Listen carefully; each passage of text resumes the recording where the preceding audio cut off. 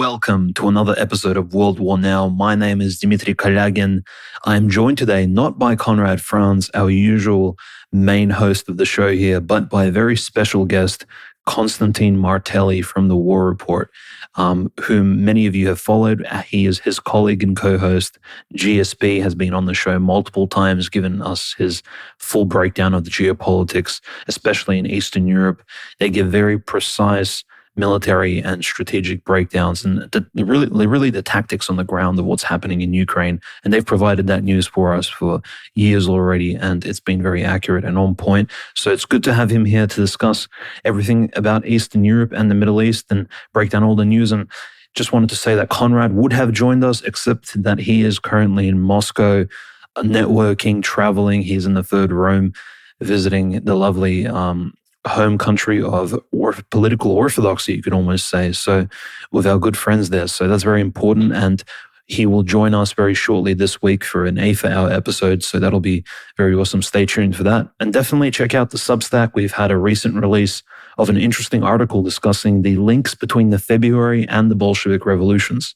But in terms of World War Now, a lot has happened this week. Obviously, some very dark news. Things have escalated somewhat beyond control, domestically speaking, in America, as well as internationally. Literally in the same 24-hour window, we've had both the murder and the assassination of Charlie Kirk in Utah, as well as the Operation Gideon's Chariots 2, which, again, we have the Israelis really begin pushing in Gaza City, and there's already very negative reports coming out of that. We've had clearly the very scary news out of Poland, the 19 drones that flew over from a mysterious location. We'll discuss that. And people were scared of Article 5 really coming into play about a week ago here, as well as the Israeli bombing of Doha, the capital of Qatar, completely unprecedented.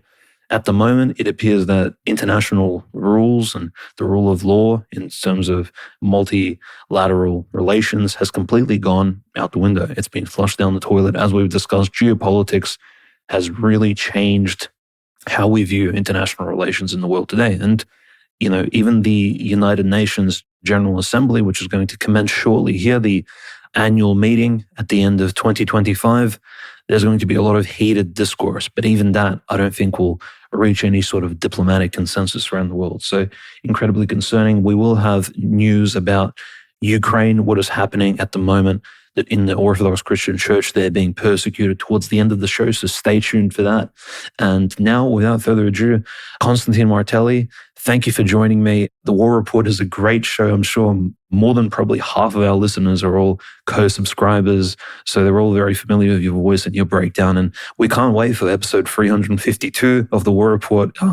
You guys are much more ahead in terms of, the show's been coming out even well before the special military operations. So your show is actually the go-to if you want to see the vibe shift in early 2022 and even during that COVID period as the world was moving geopolitically into that cataclysmic area in which it's in today. So, literally headed into almost a world war. So thank you for joining me, Constantine.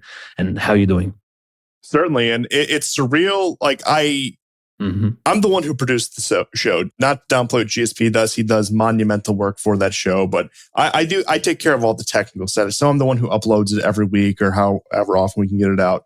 But when I hear somebody else say 352, it does blow my mind that I've been doing this show for almost a decade and that I have dedicated dozens, if not hundreds of hours to this project that I really just kind of started on a whim.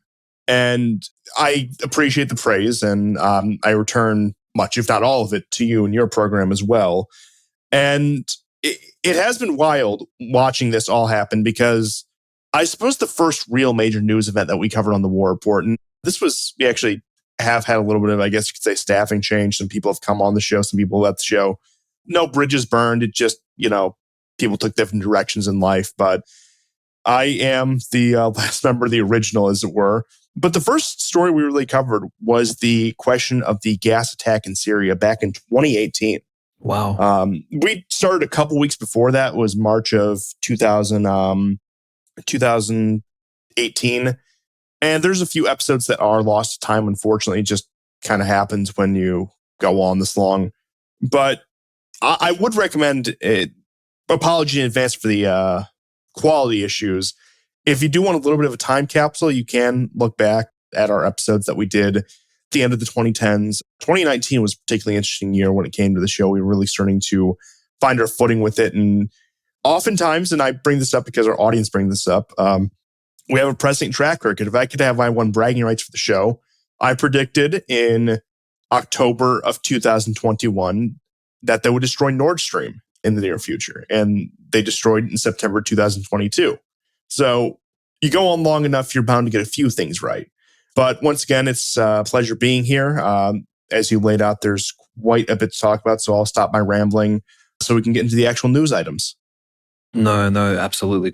Constantine, thanks for covering that. And definitely, I may even go check out some of the older episodes myself. I'll have a look at the timestamp, see what happened on one particular date between, say, 2018 and today, and have a look at what you guys had to cover or say, because honestly, World War Now was not around back then. So really, I wish it was. I wish it was around in May of 2011 so we can have a look at what our opinion was of, say, the assassination of Osama bin Laden, which was extremely shady. And many people, even at that time, during the Obama administration, were doubtful that Osama was even killed in Pakistan, because it's like clearly totally real. I'll hear no denial of it. Okay.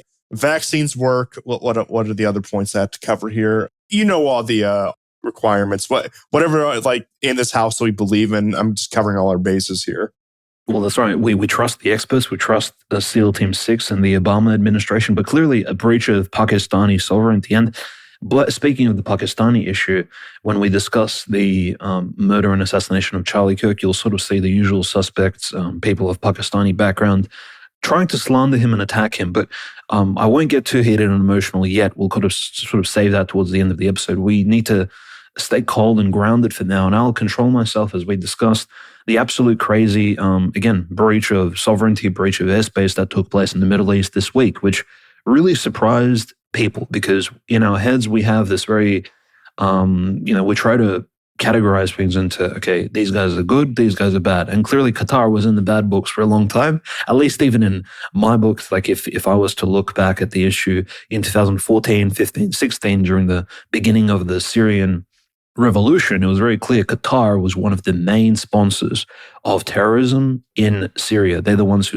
obviously, not only are they the main sponsors in the entire world of the Muslim Brotherhood, which has very shady, almost like quasi-paramasonic roots in the early 20th century. Let's just say it's not a 19th century construct. It's a sort of late British imperial creation, which Jay Dyer covers quite a bit on his YouTube channel. I recommend people go check out his takes on the history of the Muslim Brotherhood, exactly what that thing is, because it doesn't really go back to the time of Muhammad, that's for sure. It's a new sort of political organization. Obviously, it's the father organization to Hamas as well, which now has almost supreme authority in Gaza due to the genocide that the Israelis are carrying out. But in any case, Qatar was the home base and Doha, the capital of what you can almost call radical Sunni Islam for a long time. Riyadh, of course, Saudi Arabia being the home place of Wahhabism, and it's all very clear to us, but Qatar was one of this sort of smaller players in this big game. And it was very strange, I think, Constantine, that you had Israel fly their planes, and we just have to assume they were like F-16s, most likely F-35s, to avoid any sort of casualties and, to provide maximal defense and stealth capabilities, which we know Israel has tens and tens of F-35. So we know that they're not necessarily using them sparingly. They can use them quite liberally, especially with America. Sort of, by the way, it was American taxpayer dollars which paid for those, not just missiles, but for that fuel, for that jet fuel. So that's all good. Those Israeli planes flew over to Qatar and they bombed, most likely even from Saudi airspace. It wasn't very clear which direction they came from, but they flew over Saudi Arabia. Saudi Arabia didn't touch those planes. And then they bombed a meeting place on the outskirts of Doha, where Hamas leaders were gathering to discuss the peace treaty that they were going to make between Israel, obviously the IDF, the Israeli army, and the United States. It's almost so they were gathering together, these Hamas political leaders in Doha, and we knew they were there. We discussed this on previous World War Now episodes, but they were coming together to talk about how to bring about a peaceful solution to the entire Gaza Palestinian-Israeli crisis. So they weren't there to scheme or to ploy, and Israel bombed them. And now, official sources state that 5 minor members of this congregation of Hamas have been killed.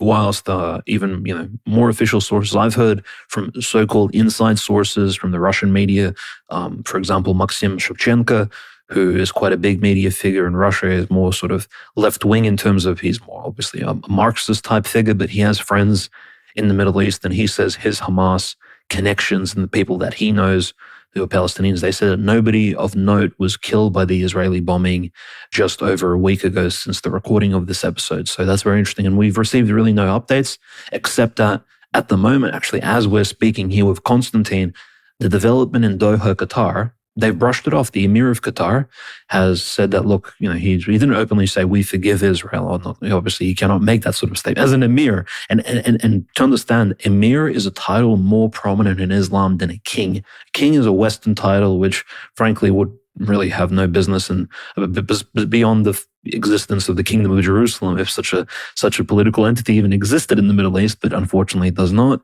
The title of king is something which is somewhat foreign to Islam. In Islam, you had a caliph, and then you had his local delegates who controlled various areas. Similar to, Constantine reminded me of the ancient Persian word satrap earlier before we began the recording. And so the emir, the fact that the leader of Qatar calls himself an emir, it almost harkens back to that old Rashidun, that old Umayyad Caliphate era when Islam really did control the Middle East properly, and they had a proper political, spiritual, religious, all integrated structure where you had a caliph and then under him you had the emirs. In some ways, it's one of those remnants of a long lost era. But the emir of Qatar clearly was, I would say, humiliated in this act. Foreign planes can fly over near your border or even into your own airspace. They can bomb a target of their choosing, exactly what the US did actually in May of 2011 when they took out Osama. And I'm not saying Osama was a good guy. He was evil. I mean, he was most likely responsible for the deaths of Russians as well, because he trained people like the Black Arab Khattab and all these other Chechen and Saudi terrorists who then traveled to the Caucasus. And who knows what Osama was ultimately responsible for in totality. Well, of course he was evil. He was a CIA man. As people say, Tim Osman and things like this, but just on a basic level, like even his relatives today in Saudi Arabia, they're not even disputing the fact that he was running this big Islamic revolutionary organization around the world and promoting these sort of really radical ideas, like crazy, like the ideas of Sheikh Osman. And, we don't have to talk about Osama on this episode too much, but what's interesting, Constantine, is like Israel is making big moves in Syria. It's literally playing who's your daddy in the entire Middle East almost. And it's very interesting to see Israel bully. And Marco Rubio, notice how Trump has to play cleanup. It's like Israel is John Wick, right? In the first John Wick movie. And Trump and Marco Rubio, they're the cleanup crew that come into the house after John Wick carries out his first assignment. And they put away the bodies, they clean up the blood, and they tell everybody that things will be okay.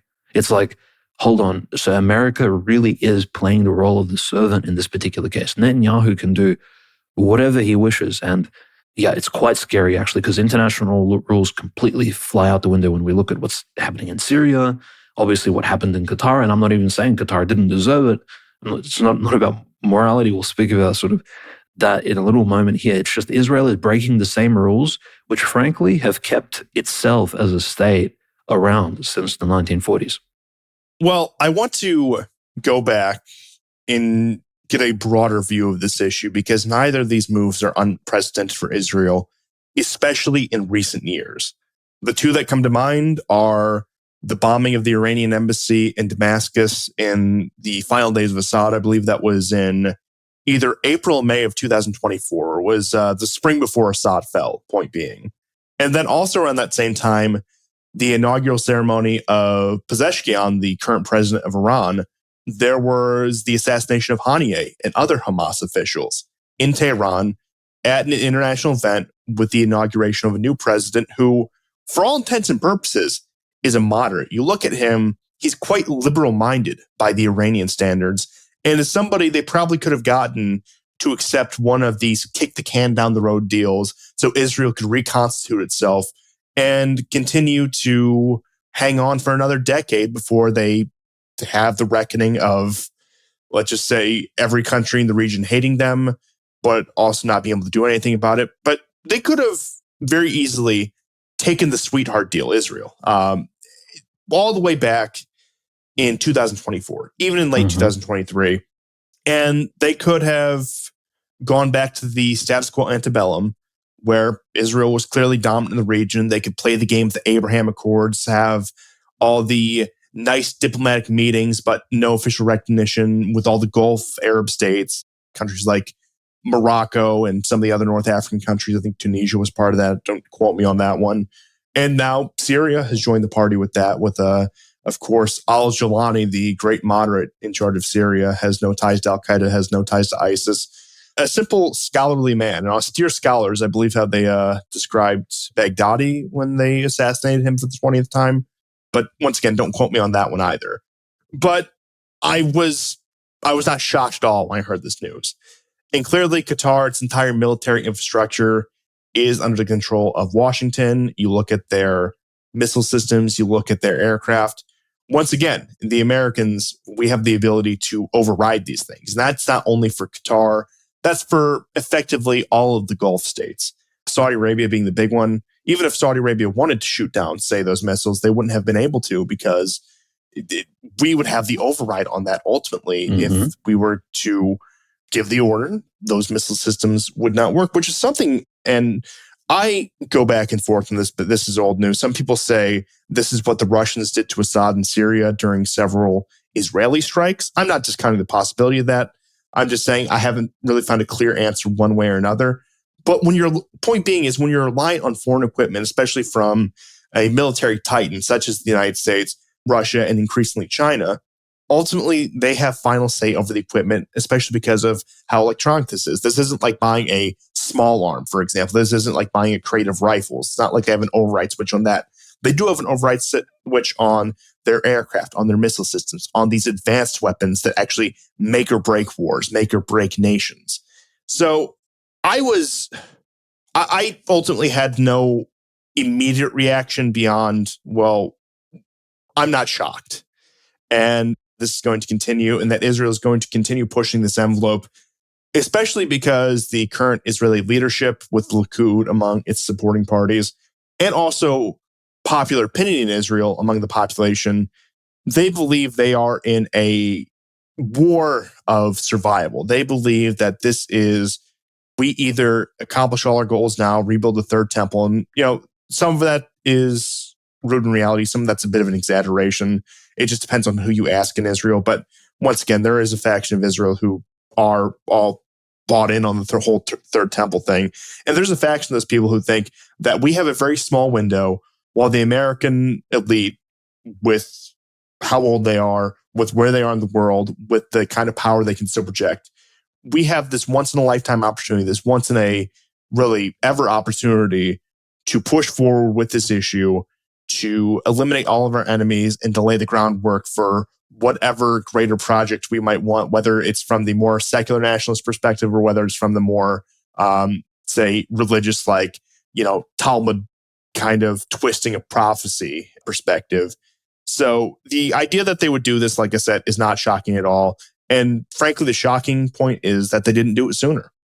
No, absolutely. And, this is the unfortunate thing, is that even if, for example, Israelis themselves, say the majority, didn't believe in these sort of Talmudic prophecies, for example, and the need for the cleansing of the Goyim, etc., throughout the Holy Land and Palestine, there would still be a faction who would be somewhat accepted, be it the rabbis, be it the actual crazed settlers who, like the cultists of their own religious beliefs and thinkings, would go out, abuse local Palestinians. They would escalate the local situation in the West Bank, for example, or in the Gaza Strip, in fact, which they're looking to settle the Gaza Strip as well. This is what they're discussing. And they would, of course, agitate the local native populations, be they Christian, majority Muslim, etc., and the situation would get out of control. And yet, unfortunately, even the moderate Israelis would not be cemented enough in their ideology, right, to stop these people, because, well, they feel more of an affinity towards their own, right? So they'll be like, oh, well, that's just my crazy uncle. You just have to, live with him. But the crazy uncle needs to be incarcerated, right? The crazy uncle, crazy grandfather Netanyahu needs to be brought to justice, right? He's in his late 70s now. Like, he's not a young man anymore, even though, the skincare routine is doing well for him. And who knows what other, say, products. I don't want to get too vulgar on the show, but we know what these people use, right? I'm referencing Kim Kardashian and some of the things that she's mentioned, or Kylie Jenner. Research at your own risk. That's right, yeah. So control your Google searches. Use the privacy browser feature. It's very useful. In any case, what's happening in Gaza City right now? So the Israelis are not just bombing, but they've begun moving in on the ground. You have streams of, so like these columns of refugees. And when we say columns, it's not like in Ukraine when you had the beginning of the SMO, or when the Russians began really pushing in from the east. You had columns of cars, for example, vehicles, trucks, etc. Even sometimes people using horses, donkeys, animals, right, to move things or to move their belongings out. In Gaza, we don't have any more animals. There's no animals. There's no cars. People are on foot. Literally, it's as if you're watching a 1940s, 1950s Hollywood flick about the exodus of the Hebrews from Egypt. But I mean, that's the sort of thing we're seeing right now. We see this long stream of people wearing Middle Eastern garbs as if they're walking out of slavery with Moses and Aaron and all the other pious Hebrews, and they're crossing the Red Sea. And it's just, hold on, are we in 2025? And this is the situation we've come down to. And that's because we're approaching, as of the 7th of October, in less than a month's time, 2-year anniversary of the intense bombing and genocide of the Palestinian Gazans.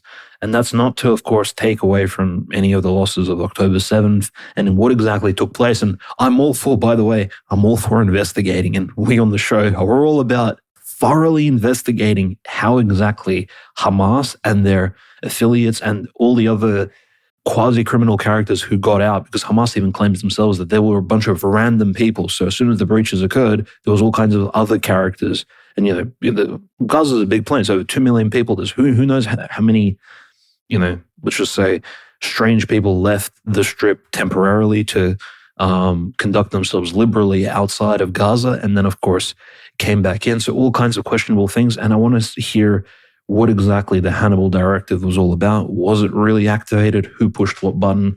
Whether Apache helicopters in the air, etc. So I'm sure one day we'll find out more details about this. Maybe after the current Likud government is finally leaves, and Netanyahu even faces charges locally in Israel. So, well and truly, and we'll talk about the assassination and murder of Charlie Kirk on the show, definitely. So you're not going to miss out.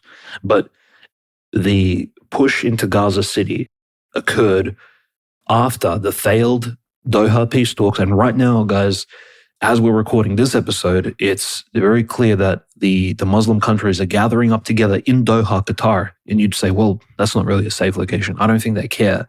It really is the main hub of negotiations in the Middle East at this point, in order to discuss the Gaza City issue. So all the Muslim countries are very much upset at what's happening. And truly, I think the entire world is, because the Arab League and Organization of Islamic Cooperation, OIC, almost 60 states around the world, that's North Africa, Northwest Africa, really majority Muslim countries, very sort of pious in their faith, big followers of the religion. You have all the Gulf states are participating, Sudan, Egypt, all the neighbors of Israel. They're all gathering up in Doha to discuss this current situation and crisis in Gaza City.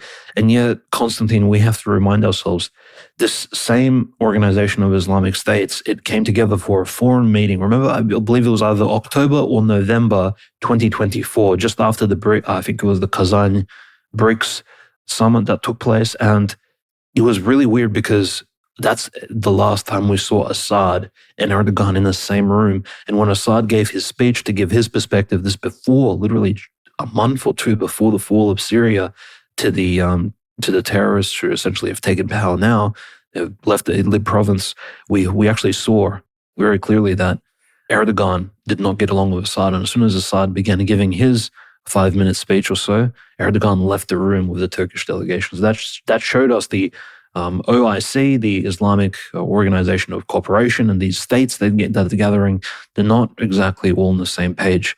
So incredibly concerning news, obviously, from the Middle East.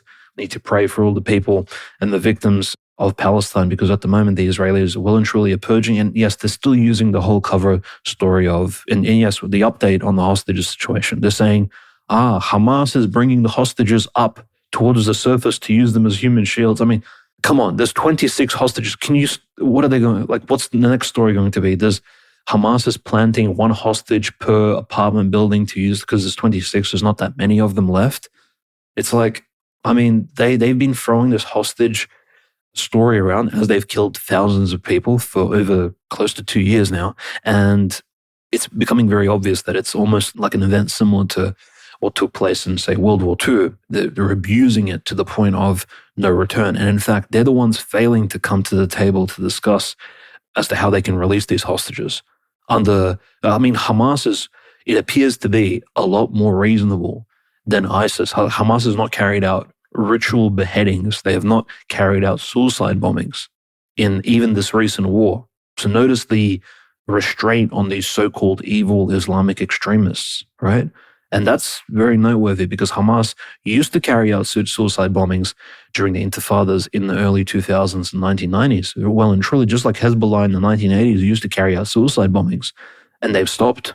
So what does that say really about the barbarism of the Middle East? If anything, Middle Eastern, hardcore realpolitik has become a lot more grounded and a lot less extreme. And it's in fact ISIS, who was a semi-allied to Israel, that really escalated things. But I do think that's an interesting point, because when it comes to the suicide bombings, when it does come to the mass casualty attacks, it looks like a lot of that has been exported to Syria over the course of the civil war, because you still see it happening in Syria right now. Ever since Jelani came to power, where you do get those suicide bombings, where you do just get that wanton massacre that you would traditionally associate with radical Islamic terrorism. And that you could probably extrapolate that many of these countries, including the Palestinian Authority, did let the more radical elements of their population go to Syria for that reason, so they could go be a problem elsewhere. You see this with Central Asian states. Tajikistan's particularly bad about this. They'll offload their more radical populations. I'm sure in Russia especially, and that's also among the other Central Asian states. Syria is another one. I mean, the whole Syrian Turkestan thing, let's not forget about that. But in reference to the military situation in Gaza, what I find interesting, if not horrifying, because like you said, there's no way to downplay what's happening in Gaza right now. It is just wanton slaughter. It is just mechanized ethnic cleansing, genocide, any word you could really put to it. Militarily speaking, Hamas as a militant organization has still not been uprooted. And that the Israelis, I don't have exact figures, but you see, of course, the figures are being suppressed, but you see the Israelis are still sustaining noticeable casualties with every operation in Gaza, which is why their on-the-ground presence has been limited, why it has mostly been a campaign of bombardment, why it has been them launching missiles either from aircraft or other missile systems, where in terms of on-the-ground engagement, it's been rather limited, because Hamas, despite everything, still has a robust militia wing that is able to inflict casualties on the Israelis. There was another one of these, and I can think of no better term for it, snuff films that came out of some IDF soldier. It was actually a woman, I think, recording a video of like their position being under fire. And it's a dime a dozen war video that I'm sure you've all seen from either Ukraine or Gaza at this point over the past 3 years, unfortunately.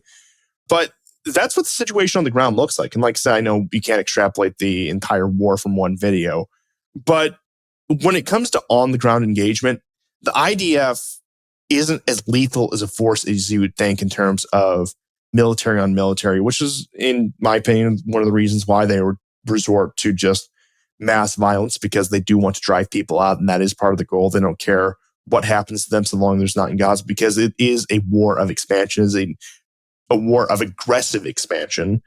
But that's still the entire reason they declared this operation after October 7th was the elimination of Hamas. And to this day, sitting here we're recording right now, 16th of September, 2025, They've managed to have some strikes against the political leadership of Hamas in Iran and Qatar, speaking of the event recently. But in terms of the militant wing, they've had some successes, but they have far from uprooted Hamas from the Gaza Strip and even Hezbollah in Lebanon. I know right now all the pressure, particularly from Washington, among other Western countries, are leaning on the Lebanese army to forcibly disarm Hezbollah as a militant organization. And the fear is there that the Lebanese military does not have the capability to do that, that they do not have the strength of arms in order to conduct that kind of operation. But even with the so-called decapitation strikes against Hezbollah, or even against the Iranians, there hasn't been the kind of collapse that the Israelis have expected from any of these parties, any of their adversaries, which puts them in an even more desperate position, which creates a feedback loop, which makes them take more and more drastic action, which is the reason why you're getting just these blatant assassination attempts. And at what point does this escalate even further? At what point do they start deploying? I don't know. This is probably a while off, if at all. At what point do we see the so-called Samson option deployed, where they do decide it is a situation that warrants the use of a nuclear weapon? Hypothetically, there could be a scenario even before the end of the year where hostilities reignite between Iran and Israel, active hostilities, where the Israelis, in a moment of desperation, might consider taking a drastic action as to use a nuclear weapon, especially if they think or tell the world that the Iranians have one, that the Iranians were going to do the same thing first. So it's a very volatile situation. The longer this goes on, the more dangerous it gets, because ultimately, even though Israel has racked up a massive death toll, and I don't want to dismiss that, strategically and militarily, their objectives, it's been a stalemate. No, absolutely. And in fact, as we've said on previous World War Now episodes, there are probably a lot more Hamas sympathizers, if not like literally Hamas members now than there were on October 7th or even October 6th, 2023, simply because people have lost relatives, friends, loved ones, spouses, brothers, sisters, etc. That is, Gazan Palestinians have lost loved ones. And there's probably even Christian, even the small minority of Christians living in Palestine are probably, some of them most likely are considering joining Hamas, an Islamic organization. Why? Because it's the only force they can see on the ground that's somewhat opposing IDF encroachment. And they're the only, this is what's happening on the ground. So desperation is coming from, so they're coming out of a place of desperation. And we have to sort of understand that, yeah. The last functional organization in the Gaza Strip. In terms of any other civil or military authority, I can't point to anything else that exists except what's left of Hamas. Yeah, no, absolutely. And it's really interesting to note that Al Jazeera, and obviously Al Jazeera, extremely biased coming out of Doha, Qatar itself, its headquarters, but they published an article which said that between September 8th and September 10th, Israel attacked 6 countries in 72 hours. So they attacked the Greta Thunberg flotilla in Tunisia, right, which was literally in Tunisian waters. They had drones fly across the entire Mediterranean, or they had boats launch these drones from the Mediterranean. So the Israeli Navy is actively conducting military operations. They're multitasking, right? So Tunisia was attacked. So they said North Africa, Qatar, Yemen, Syria, Lebanon, and Palestine as well. It's absolutely insane. So Israel really is and forgive me for the crass World War II, almost jargon-like caricature, but it's the octopus. It's the octopus in the Middle East, and it has tentacles in every single direction. And this is why I think Erdogan is preparing, and he's talking about a steel dome over Turkey and setting up air defense systems, the Siper 2, Block 2. Turkey is, because who knows, what are the guarantees? And in fact, keep in mind, Doha, Qatar, these are the so-called Muslim Brotherhood allies of Ankara, Erdogan. You have to keep in mind, Qatar and Turkey are allies, ideologically speaking, because of those Muslim Brotherhood ties. It's very interesting, and obviously they were somewhat even aligned over the entire Syrian thing today. So, you can almost see Qatar, I believe, and Saudi Arabia paying the salaries or subsidizing very heavily the salaries of Syrian public servants. I know it's comical. We spoke about this a few months ago. Absolutely insane. So the Syrian public servants are being paid for out of Gulf state coffers, whilst Turkey clearly is still funding, most likely to a large extent, we don't know the numbers officially, the SNA, the official Syrian army, whatever was left of the SNA that has essentially become the official army in Damascus at the moment. So the Syrian army and all those other Central Asian brotherly Turkic peoples, the extremists, the 17,000 so-called head choppers who are still roaming around patrolling, right? Like a very angry, hostile NPCs across the Syrian desert, most likely bullying Druze and Bedouin people. And there's all kinds of big considerations as to how the Syrian situation will break down. We spoke about this several weeks ago, but definitely we're keeping a grasp of the situation there. But very good news coming out of the eastern side of the Middle East, in fact, from Iran. So Iran's actually opened up a new port and a railway system connecting to that port. So the new railway system from Ashgabat in Turkmenistan, and we spoke about Turkmenistan being one of the major gas hubs of the entire world. I think Turkmenistan actually may have 10% of the world's gas reserve. So in some ways, you can look at Turkmenistan in Central Asia as the Venezuela. If what Venezuela is to oil, Turkmenistan in some ways can be a reference point for gas in Central Asia. So there's a railway that's being built from Ashgabat to Kabahar, just outside of the Straits of Hormuz. And this showing you that, and look, the Indians are involved, the Pakistanis, Iran's still remaining very open to its BRICS partners and to partners in Central Asia. They're still showing that, look, we're actually a country, despite the recent, literally us going to war with Israel temporarily, and we're still not in a time of peace. We're still open to expanding and collaborating with local partners to boost our economy, to actually help out in terms of trade, exports and imports, especially these landlocked Central Asian countries. You have to keep in mind, I think Uzbekistan, in fact, the neighbor of Turkmenistan, Uzbekistan is the most landlocked country in the world. It's literally in the center of Eurasia. So big concerns there. And if you don't have access to the sea, you're very much limited as to whom you can trade with. It's really concerning and I would say somewhat stressful, which is why Uzbekistan was never a, shall we say, powerful empire or kingdom in and of itself. It was always a member. This land was always a member of a bigger state because clearly it's hard to sort of solidify control and receive new technologies, weaponry, and equipment from somewhere abroad, or even new ideas to import them without a particular access to the sea. So it's very good. Iran's using essentially an old port for new trading opportunities. So that's, great progress from Iran. And Constantine, if sort of that's the main breakdown for the Middle East that we have today, clearly there's a lot more going on in terms of various smaller tensions. If there's anything else you'd like to add, feel free. But I did want to move on to the very analogous air defense malfunction we saw in Poland, which literally, I think, triggered a lot of people, including obviously the head of NATO, Donald Trump, commented on it very briefly, Donald Tusk, and the president of Poland, the prime minister of Poland. Everyone was very upset. You have Lukashenko, obviously, playing a little bit coy, claiming, well, there's some of the drones did fly over Belarus, and we shot them down, and they were Ukrainian. It's like, yeah, maybe give us a brief summary. And what exactly did we see happen? Because the official source was like quite insane. Like Donald Tusk, the prime minister, said 19 drones attacked Poland, 19 Russian drones. And now I'm like, okay, so what, Article 5 kicks in? Is there a war between NATO and Russia? Crazy news. This was one of those other news stories that just got completely trounced by the Kirk assassination because this happened the day before. This happened on the 9th of September. And then less than 24 hours later, Charlie Kirk gets shot in the neck and sends shockwaves throughout the world. And this, I actually was watching this happen live time, keeping up the Telegram feed. What ultimately came of it is that these were the decoy drones that were launched, mostly. I don't remember the exact Russian designation for them, but they are the decoy variant of the Garan drones that are mixed in these strike packages. So when, say, for example, Russia attacks a target in Ukraine, there's a chance that Ukrainian air defenses are going to shoot down one of these dummy drones.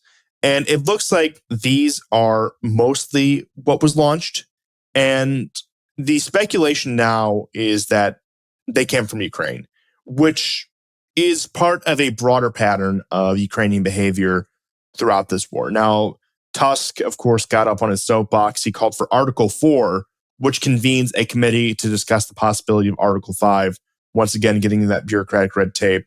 But after the Article 4 declaration, after the NATO meeting, it doesn't look like anything came from it. But what is interesting, what I think is most interesting about all of this, is that the newly inaugurated president of Poland, Karol Nawrocki, expressed skepticism that it was the Russians. And I know that these people all have to toe a line. I know that these people will also appeal to certain bases because there is, let's just say, Ukraine fatigue in Poland. A great deal of it, whether it's on the military level, whether it's on the social level, whether it's on the level of dealing with refugees.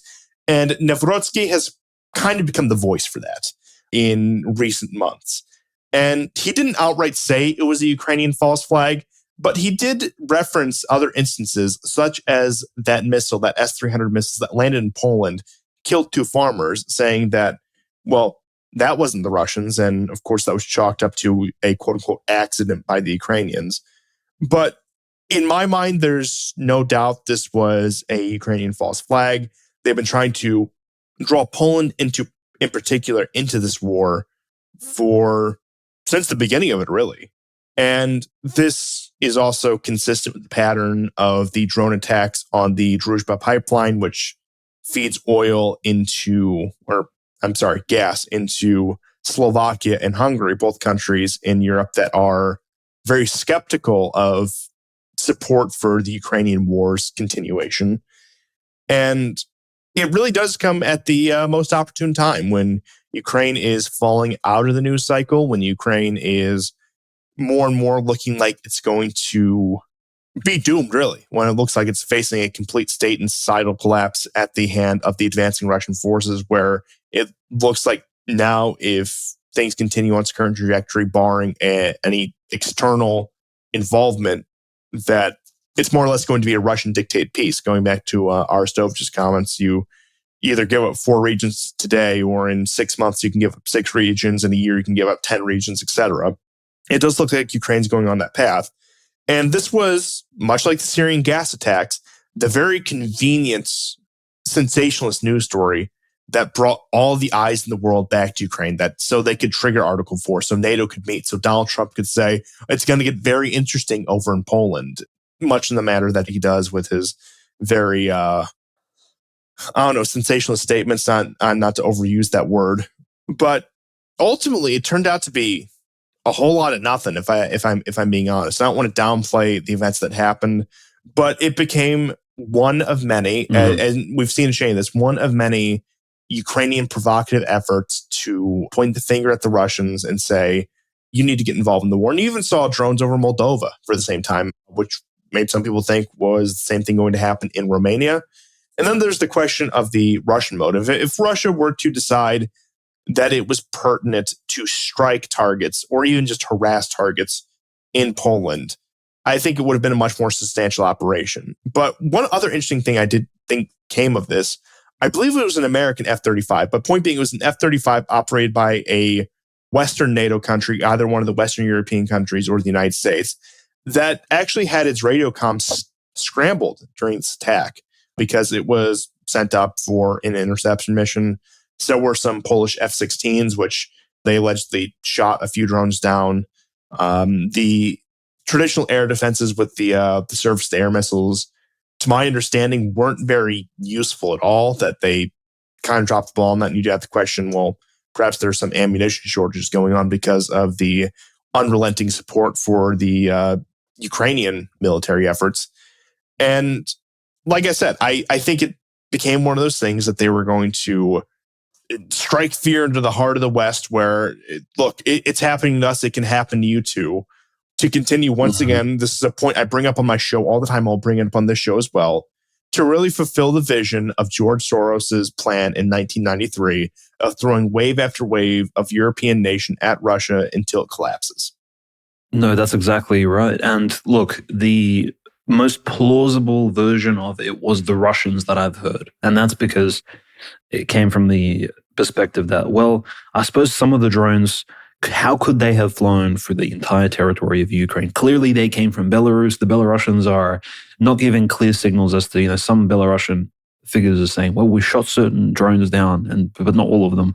Because it's like, okay, the Russians also bombed Ukraine very heavily, the entire territory. So clear military and energy targets across Ukraine on the day of. So I guess in that version of events, the drones could have flown through the territory of Ukraine alongside with the missiles, and they could have, been protected somewhat. I mean, there's all kinds of crazy versions to how these drones could have flown in formation, more or less, 19 of them through the entire territory of Ukraine if they were Russian, right? All the way past Lvov, past all these key military sites in Ukraine, and make it all the way to Poland.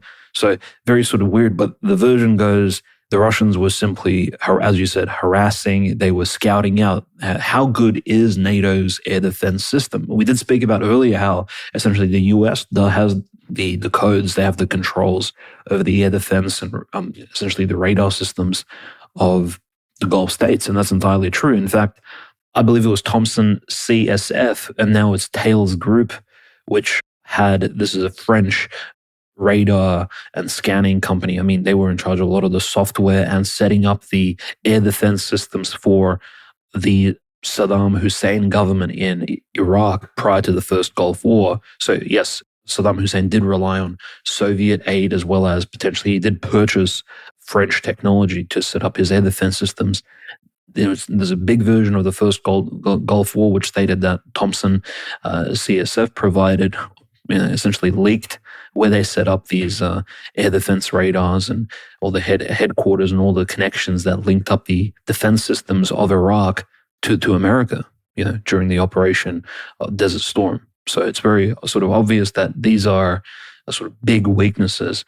And, Russia was maybe testing how good was NATO's air defense system. Would they respond? And look, it's been caught lacking, really. If these drones belong to Ukraine, on one hand, then the fact that none of the drones were shot down instantaneously really does show that, well, maybe there are concerns. And look, we'll have to, I suppose, look at the possibility that if NATO was to ever break down, how much more funding would all these European states need to provide their own domestic militaries and air defense systems in order to guarantee the protection for themselves from the evil, bad Ruskies in the east, or the Belarusians who are apparently threatening all these Baltic states of illegal migrants, or so the propaganda tells us, as they're bringing in, by the way, sub-Saharan Africans and all kinds of cultural enrichment elements from the Middle East into Europe proper via just basic EU.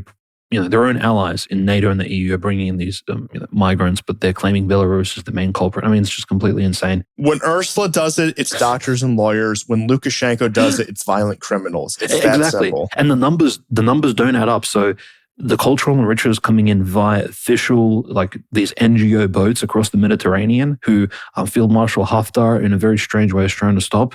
They're coming in numbers of thousands, tens of thousands, right? From Belarus, it's a few hundred at most. Maybe you can say over the last decade, like even by official numbers, it's not even less than a percentage. It's actually insane. But the news that you hear is Russia's sending in illegal migrants to flood Europe. I mean, it's completely insane. Propaganda garbage.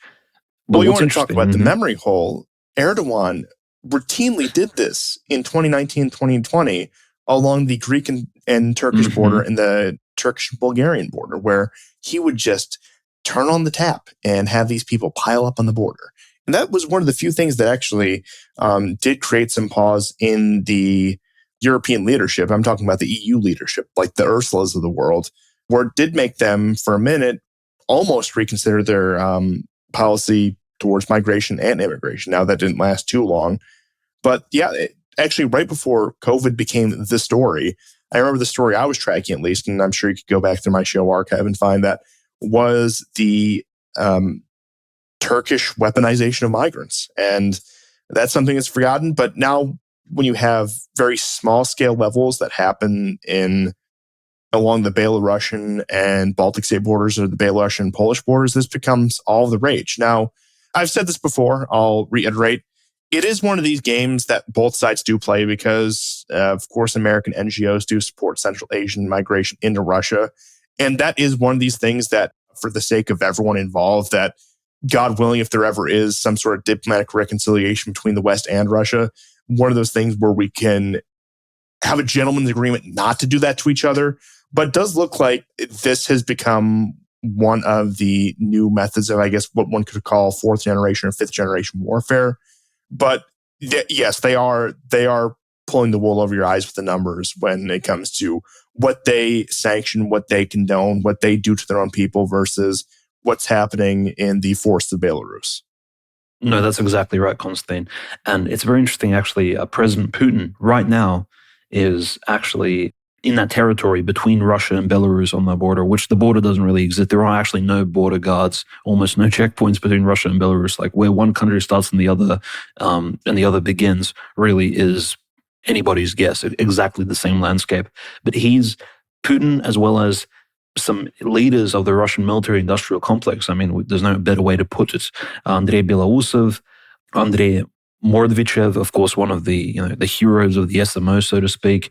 Yunusbek Yevkurov, the English Russian general. Now he's a deputy defense minister, actually, and he was the sort of Caucasus looking man with the mustache who was speaking to Prigozhin at the Southern Command Center in Rostov-on-Don. If you remember when Prigozhin, sort of, so to speak, surrounded the command center, they was talking to two top Russian generals. One of them was Alexeyev, the head of the GRU, which is a very sort of high up position. That's literally like military intelligence, quite scary, almost like the Russian militarized CIA wing.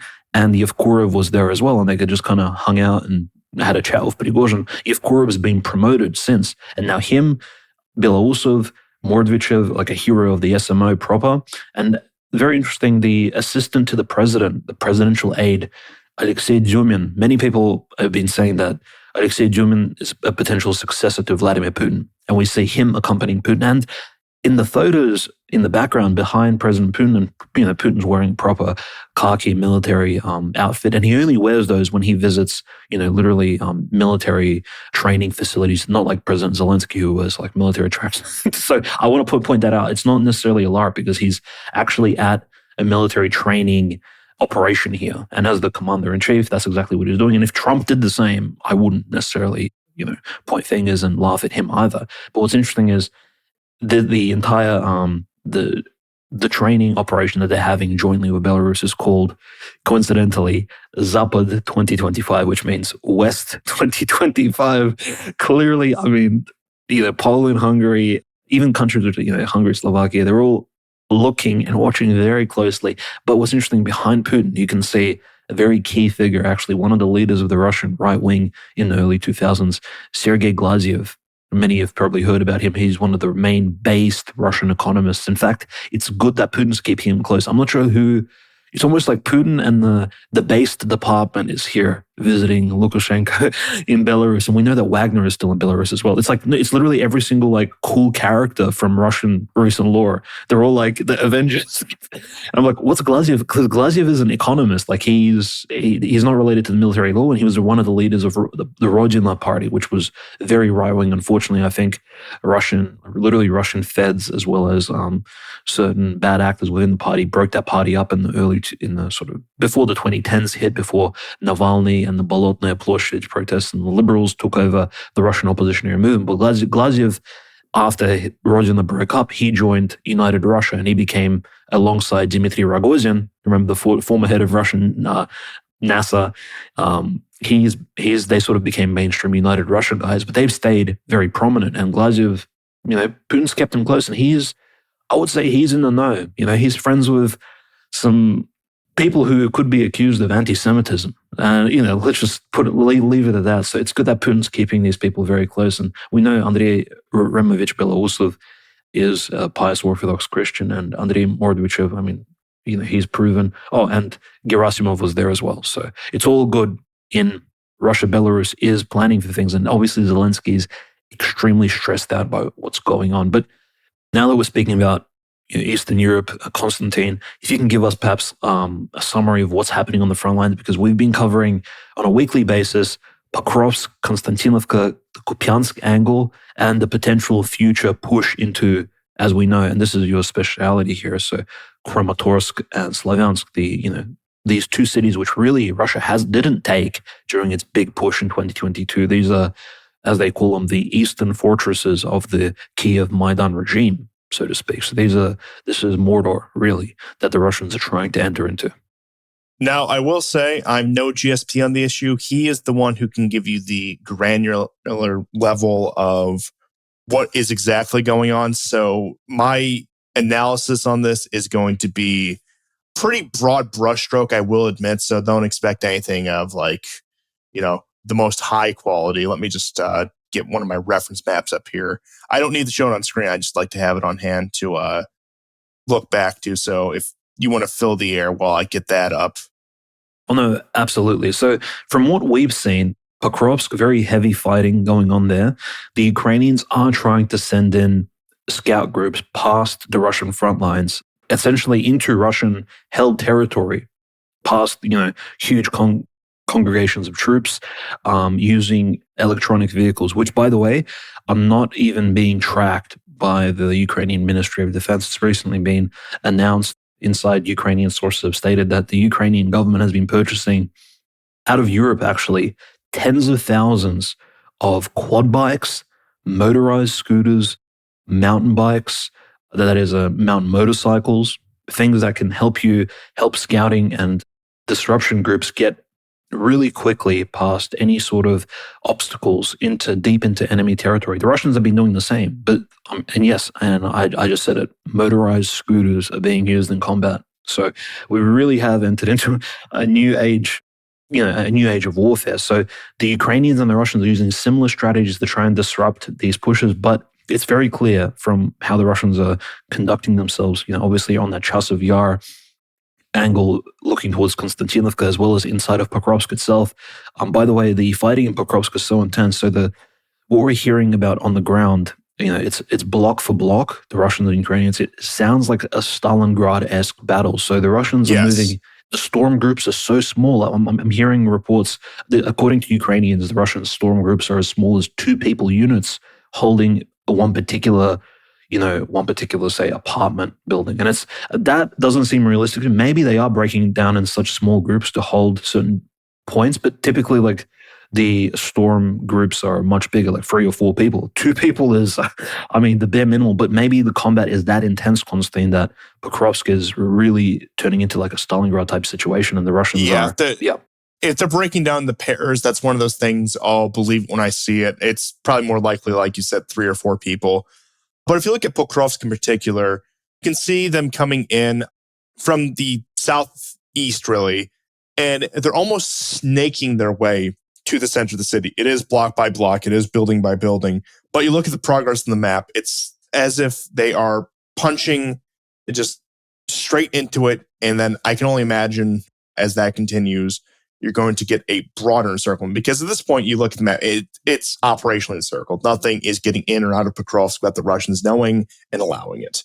And the Ukrainians there, much like we've seen in cities like Bakhmut, much like we've seen in Avdiivka, this is really the third installation of this kind of battle where it is completely hopeless for the Ukrainians. They are not going to be able to get out of this. Unfortunately, and I hate to see really death in any context, a lot of them are probably not going to get out of this alive. But this is the city that Zelensky has ordered to hold the line. This is the city that they will have to fight tooth and nail for, much like you saw in Bakhmut, much like you saw in Avdiivka, but even on a more intense scale because of the situation of the war, because of the desperation of the Ukrainian forces, which, according to some reports, if you are inclined to believe them, are in the early stages of one could call operational collapse, where, yes, the AFU does still technically exist, but orders coming from the top down are becoming muddled. They're becoming harder to execute simply because of just practical constraints, because of manpower issues, because of resource issues. And of course, manpower issues have been plaguing the Ukrainians for, frankly, most of the war. And really ever since the 2023 counteroffensive, I think that situation has become endemic to the AFU. But especially with the level of desperation happening right now, this is going to be where the Ukrainians dig in and where they are going to force the Russians to pay in blood for every inch of the city that they take, for every centimeter of the city that they take. Where when you saw towards the late stages of the ones I'll compare it to again are Avdiivka and Bakhmut, you did start to see almost an easing of the fighting. Now, I know there was a slight pushback into Bakhmut almost immediately after the city was taken that didn't really amount to much.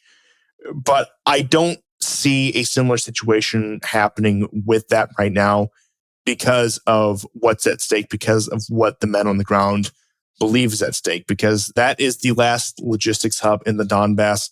That is really the last logistics hub for really the Ukrainian forces on this broader Eastern front as it is, because once Pokrovsk goes, whatever fortifications they have behind that are pitiful compared to what the Russians are used to dealing with after 3.5 years of fighting right now. And it's, I would say Kupiansk, it's a less intense version of what we have happening in Pokrovsk right now. I don't want to compare the two. I don't think it does justice to compare the two, but it is one of these slow crawls. It's not quite the same way that they're like snaking in the city, breaking down into these small groups of what some might say are pairs, what I think is more likely 3 or 4 men. But we could see that. And I do think as the Russians continue to push forward, this is going to be the model going forward. And as the news tightens on Sloviansk, Kramatorsk, and Konstantinivka, that we're going to see this play out again and again until the Ukrainian army really starts to enter into more advanced stages of operational collapse, which I think, I don't know if you take Budanov at his word, could happen before the end of the year. But I do think it has a well possibility of going into 2026, where you still have a semi-functional Ukrainian army.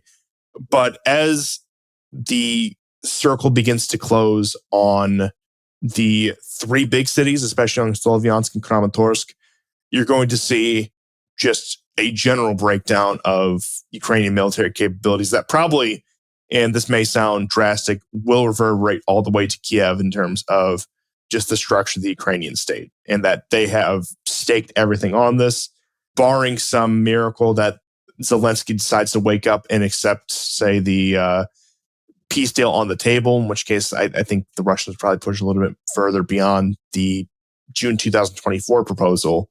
Beyond that, I don't like to speak sensationally, but I can really think of no other way. Ukraine is simply not going to survive this in any recognizable form. Not just the Ukrainian military, but Ukraine as a country, Ukraine as a national project is not going to survive this in any recognizable form. Mm-hmm.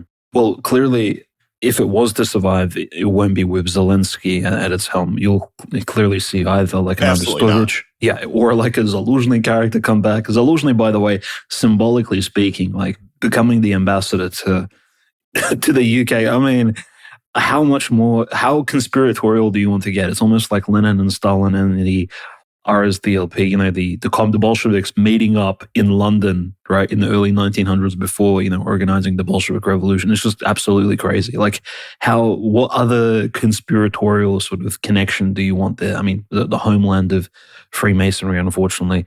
So Zaluzhny obviously operating there. He hasn't, by the way, lost any of his edge. He's been, in some ways, people are looking back and saying, wow, when Zaluzhny was in charge, we took back all those territories and we took back Izium and, all those Kharkivskaya Oblast territories in late 2022, around the time when this podcast actually commenced. So they're looking back and thinking that Zaluzhny was some sort of military genius, and maybe perhaps he was better than Syrskyi. But in any case, the Ukrainians, they have what they have today. And on the ground, the Russians have really concentrated on essentially almost 3 directions. There's a huge buildup of troops around Western Bakhmut. We see a lot of military technology being moved around. So Russian train lines are bringing in tanks and heavy machinery in from the Ural Mountains.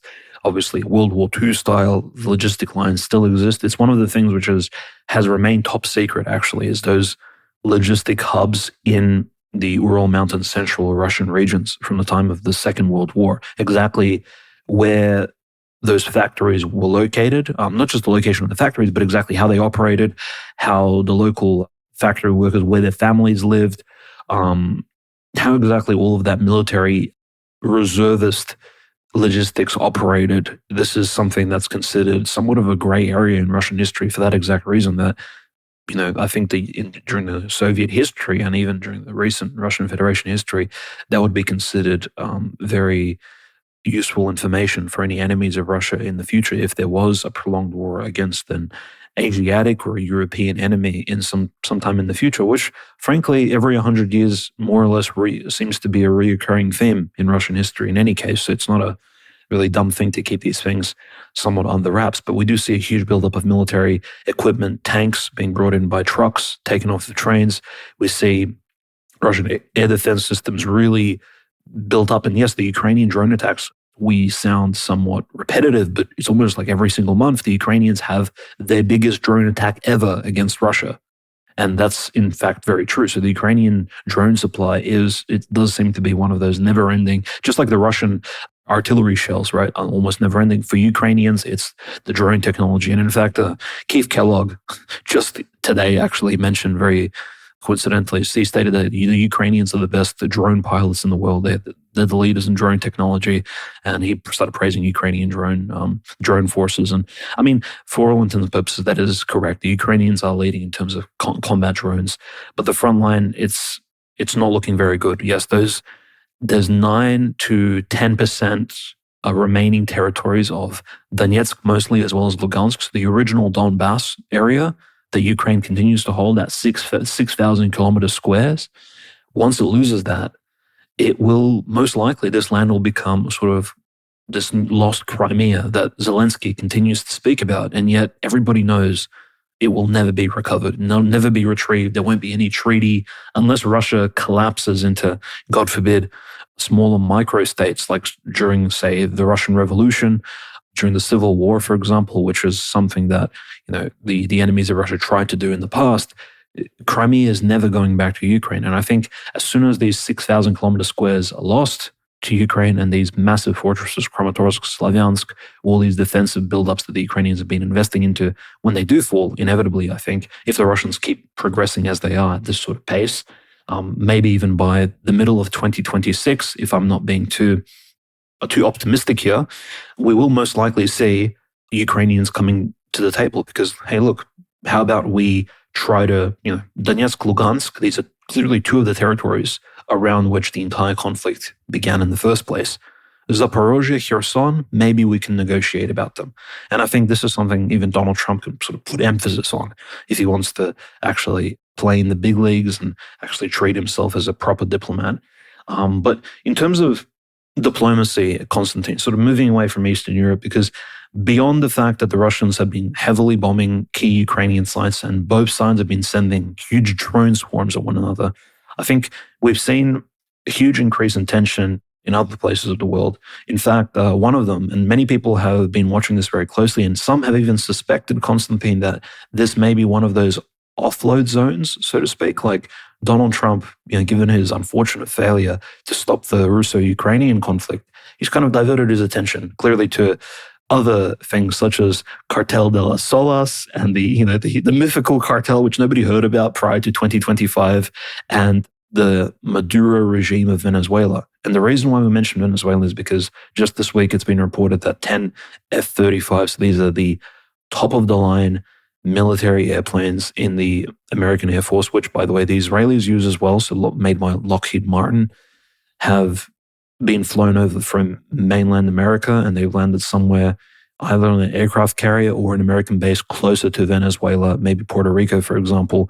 And this is incredibly, obviously, I doubt Venezuela has any air defense systems which can track stealth fighters of this particular type, unless the Russians have provided something to them under the guise of a neo sort of stealthy Cuban Missile Crisis style that maybe they send them S-400 systems. Again, very speculative. I'm very doubtful of that, but we do see huge tension over Venezuela. In fact, the Venezuelan ministers, they've been actually sending messages to nearby Guyana, actually, over the Essequibo region. They've been saying, don't you try to do anything.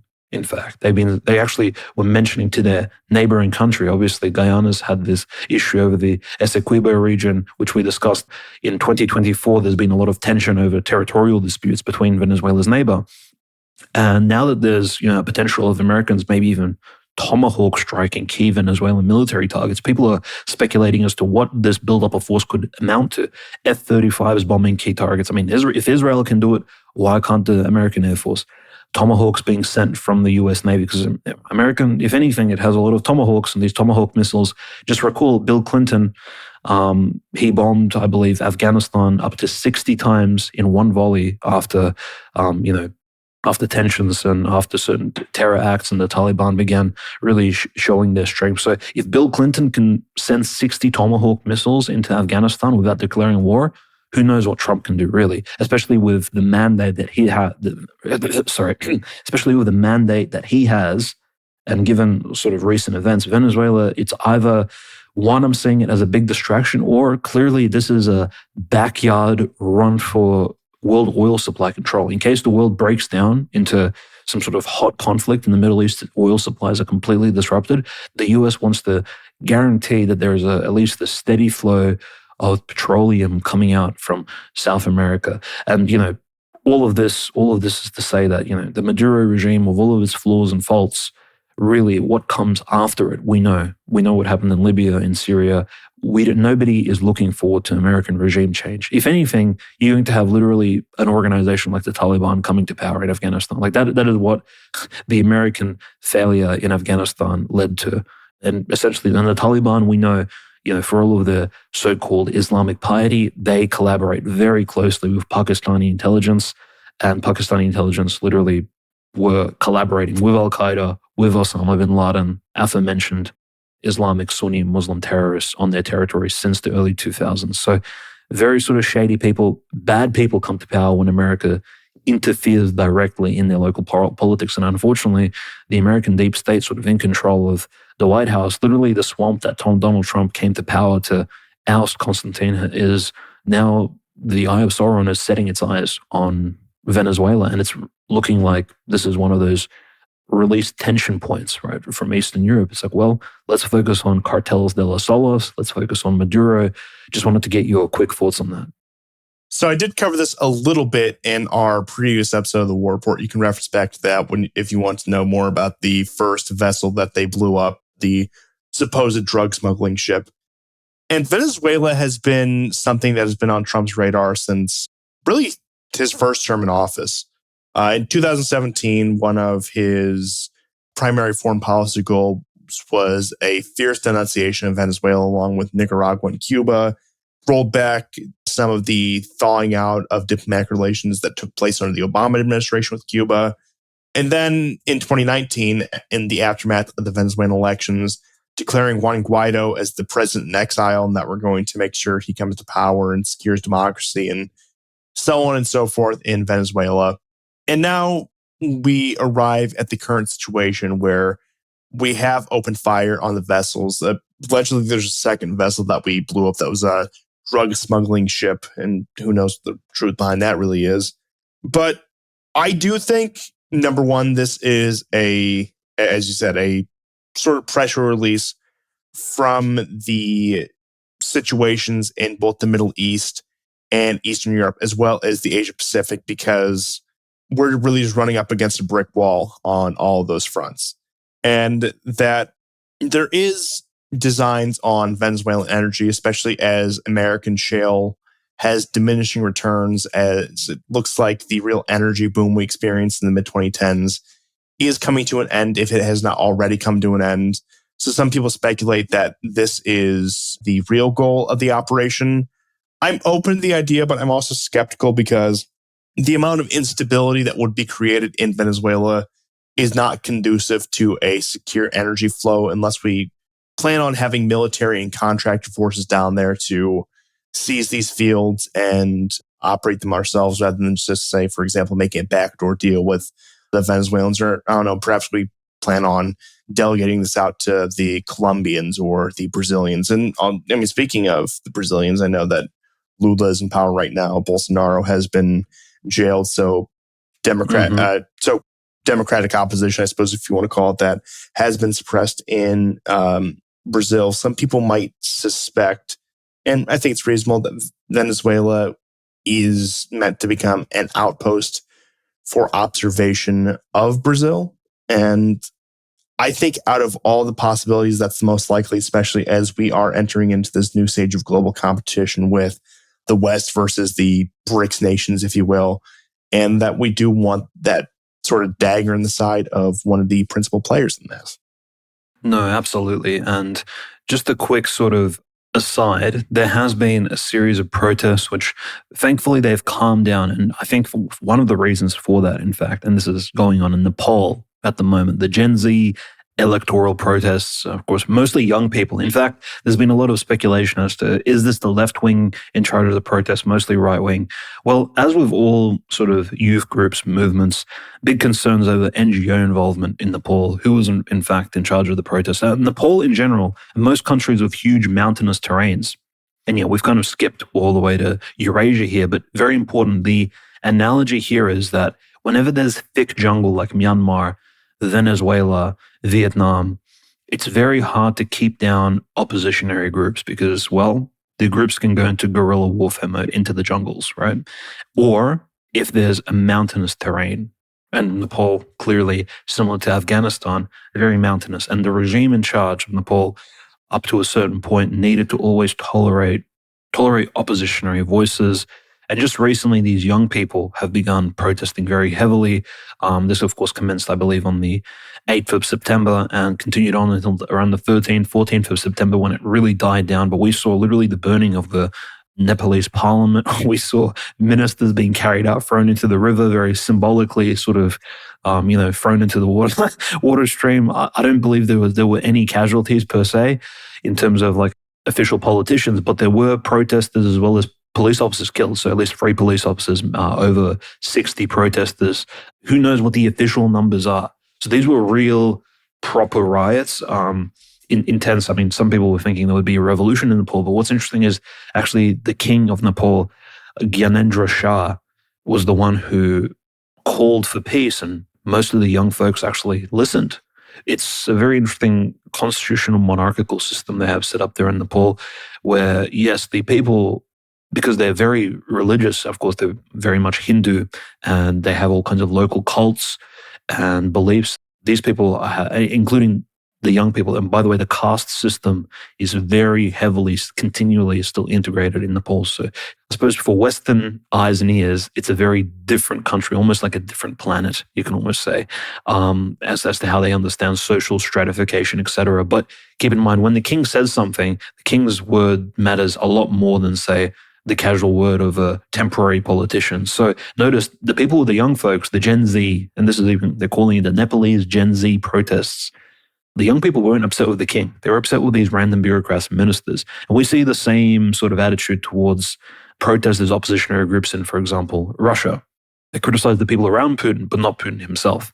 There's certain figures in charge, and even perhaps in Ukraine, the Ukrainians have the same attitude towards Zelensky, where it's like Zelensky's untouchable, but the people around Zelensky, they must be corrupt. Umerov, for example, the former defense minister, right? It's like somebody must be corrupt and bad, but it can't be the top guy because the media paints him in a sort of positive light. But I think in the case of Nepal, you actually have this almost like a traditional social foundation there that, yes, you can literally burn down the Nepalese version of the Duma, the Congress, and the country will continue to go on living because, well, it has these foundations in place. Nepal never had a Marxist revolution, never had like neoliberalism or all kinds of other weird theories enter Nepal. So in some ways, I'm admiring the traditionalism of a country like that. And yes, it's not the richest country, it's not the first world, but the fact that it can have a crazy riot like this and the young people can go out just like in Serbia onto the streets, in Novi Sad at the moment and in Belgrade, this huge protest in Serbia is currently almost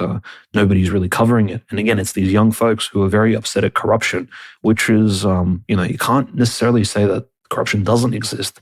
It's just hopefully these protest movements are not being hijacked by, malicious overseas. Yes, so as to what end are these protests? Exactly, and it's usually not the best end. But a couple things about Nepal that stuck out. The very first thing I thought of when I saw these was Sri Lanka, because there was an almost identical situation where the government in Sri Lanka just collapsed overnight.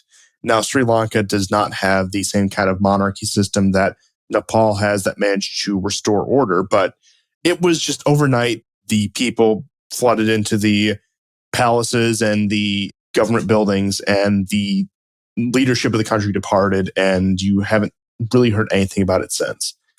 The second one that I think is interesting is that as you brought up, where the king was able to quell the situation, and that does tie back into their religious beliefs, is that when U.S. aid was allegedly shut down and they were going through and they were gutting all the files, seeing what stupid things were being funded, what NGOs were being funded, one of the projects was an NGO to promote atheism in Nepal. Which I think we're starting to see the reason why they might have wanted to promote that if this was the outcome of, say, the uprising against the government in Nepal, where the king, who was a quasi-religious figure himself, had the authority to more or less bring the country and civil society back into order. And the last thing I will mention about it is it was a strange situation because you did have the monarchy that was in power, that is in power, but at the same time, the ruling party, the parliamentary system, was controlled by 3 or 4 alternating self-proclaimed Marxist-Leninist parties, which I can only imagine is thanks to, say, Chinese influence, to that they had a ruling party that was more sympathetic to that worldview, even though they didn't come to power in, say, the way that you traditionally think of a communist or a Marxist-Leninist movement coming to power through armed revolution. That it was a strange system of compromise where you had the very traditional old institutions, yet you had the institutions that were controlled by the so-called Marxist-Leninists that, to my knowledge, were friendly with China. And you do have to wonder, with the fall of this, is this part of sowing discord between BRICS? This is a country wedged right in between India and China. And is this part of a greater game against, I would say, probably the Chinese in particular? And as of now, it doesn't seem like, despite the collapse of the government, despite the collapse of the authorities outside of the monarchy, it doesn't seem like much rapid change has been taken in terms of Nepal's, what one can imagine, very limited foreign policy, being a landlocked country between 2 major countries. And that, I don't know, maybe there was some sort of NGO or intelligence backing behind this that just didn't get the desired results, and that they were hoping to plunge the country and turn it into an impassable mountain between India and China in order to, once again, drive another wedge between the BRICS nations. No, absolutely. And just for certain audience members who don't maybe even look into the history of Nepal, like, the monarchy technically it has a very similar to the kings and the chieftains of Samoa. Like, they're not clearly in power. Like, the monarch, the king of Nepal, doesn't have any executive power whatsoever. But because Nepalese society is literally divided just even more intensely than India, and possibly it's the landlocked nature of Nepal, the fact that it's so isolated from many other places in the world, and really, unless you go through India or through China, you're not really getting to Nepal. And so it's very traditional in that sense. The Kingdom of Nepal does have these, as you said, Constantine, very religious, strongly caste-infused points of authority, which, again, the people tried to lean into. Even some people weren't saying the king needs to return and take power to calm the situation down, but there were certain protesters which were essentially almost calling for this party system to be somewhat abolished, or for corruption to be quelled.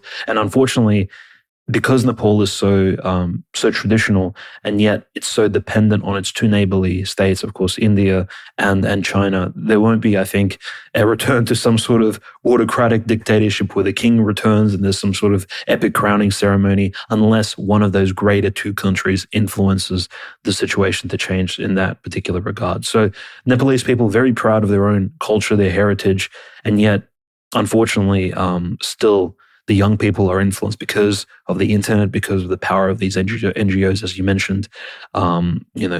This is one of the mechanisms that's used, not just in the Middle East, but in every nation, even in Ukraine, which was historically Christian for over 1,000 years. They influence the young people in these particular nations to, again, turn away from local traditions, turn away from respecting your elders, and even respecting people within your particular families and religious cults. So it's the same trend everywhere we really look. We'll be following the situation around Nepal very closely in case it goes anywhere in the near future, in a similar vein to how maybe, the Thailand-Cambodia conflict kind of occurred, like it sparked up as a flame, but it didn't, and thank God it did not. It didn't necessarily evolve into anything beyond that. We didn't see like a new Myanmar situation in Southeast Asia. So very thankful for that. But it's interesting, Constantine, speaking of, young people being sort of corrupted and being forced to move around and influence, there's one news story which leads us into the Charlie Kirk assassination, because it kind of precedes it by several days, and this saw a lot of media hype. The murder of Irina Zarutskaya in North Carolina in America. This is absolutely huge, because she seemingly was obviously like a left-wing Ukrainian girl who just wanted a better life, wanted the American dream. And yes, she came and she had almost no, not to say that, Americans need to be wary necessarily of all African Americans, but she had almost none of the street smarts or conscience, because of probably even the propaganda that was fed to her about how, well, America is the land of diversity and diversity must be like a good thing. And she fell victim to this monstrosity behind her. And I can't really call this man anything else than that. And people are calling for, of course, capital punishment. But this felon, and who's been charged many times in the past, this career criminal, this new George Floyd character, stabbing her in the neck in almost like a ritualized fashion. And then none of the other characters of the same ethnicity assisting her as she bled out on that light rail train. It was some of the most horrific footage we've seen until the murder and assassination of Charlie Kirk. And these two events, and yes, the investigation of Charlie Kirk's assassination with all of its inbuilt conspiratorial versions, which I think we can sort of talk about a little bit here. In fact, there's a lot of discussion clearly ongoing online at the moment between big figures in media, including Candace Owens, Tucker Carlson, Nicholas J. Fuentes, Tim Dillon. There's people discussing all kinds of things, everything from the Israeli connection to exactly who groomed the alleged killer, this Tyler Robinson character, very mysterious. But the Irina Zarutskaya murder, right, where she was a Ukrainian, a victim of a left-wing protest of the Maidan of 2013, right? Because that's essentially what led to her passing. And she was only 23 years of age, so she must have been literally a teenager, if that, when the protest took place in Maidan. And this forced her eventually, due to the conflict between Russia and Ukraine, to seek refuge in America. And her own father, Constantine, couldn't even travel to her funeral. Why? Because he's still in that gap, in the age threshold range of being recruited into the Ukrainian military. So as a man, he couldn't attend his own daughter's funeral in America and couldn't even be granted temporary visa. This is how insane the situation is.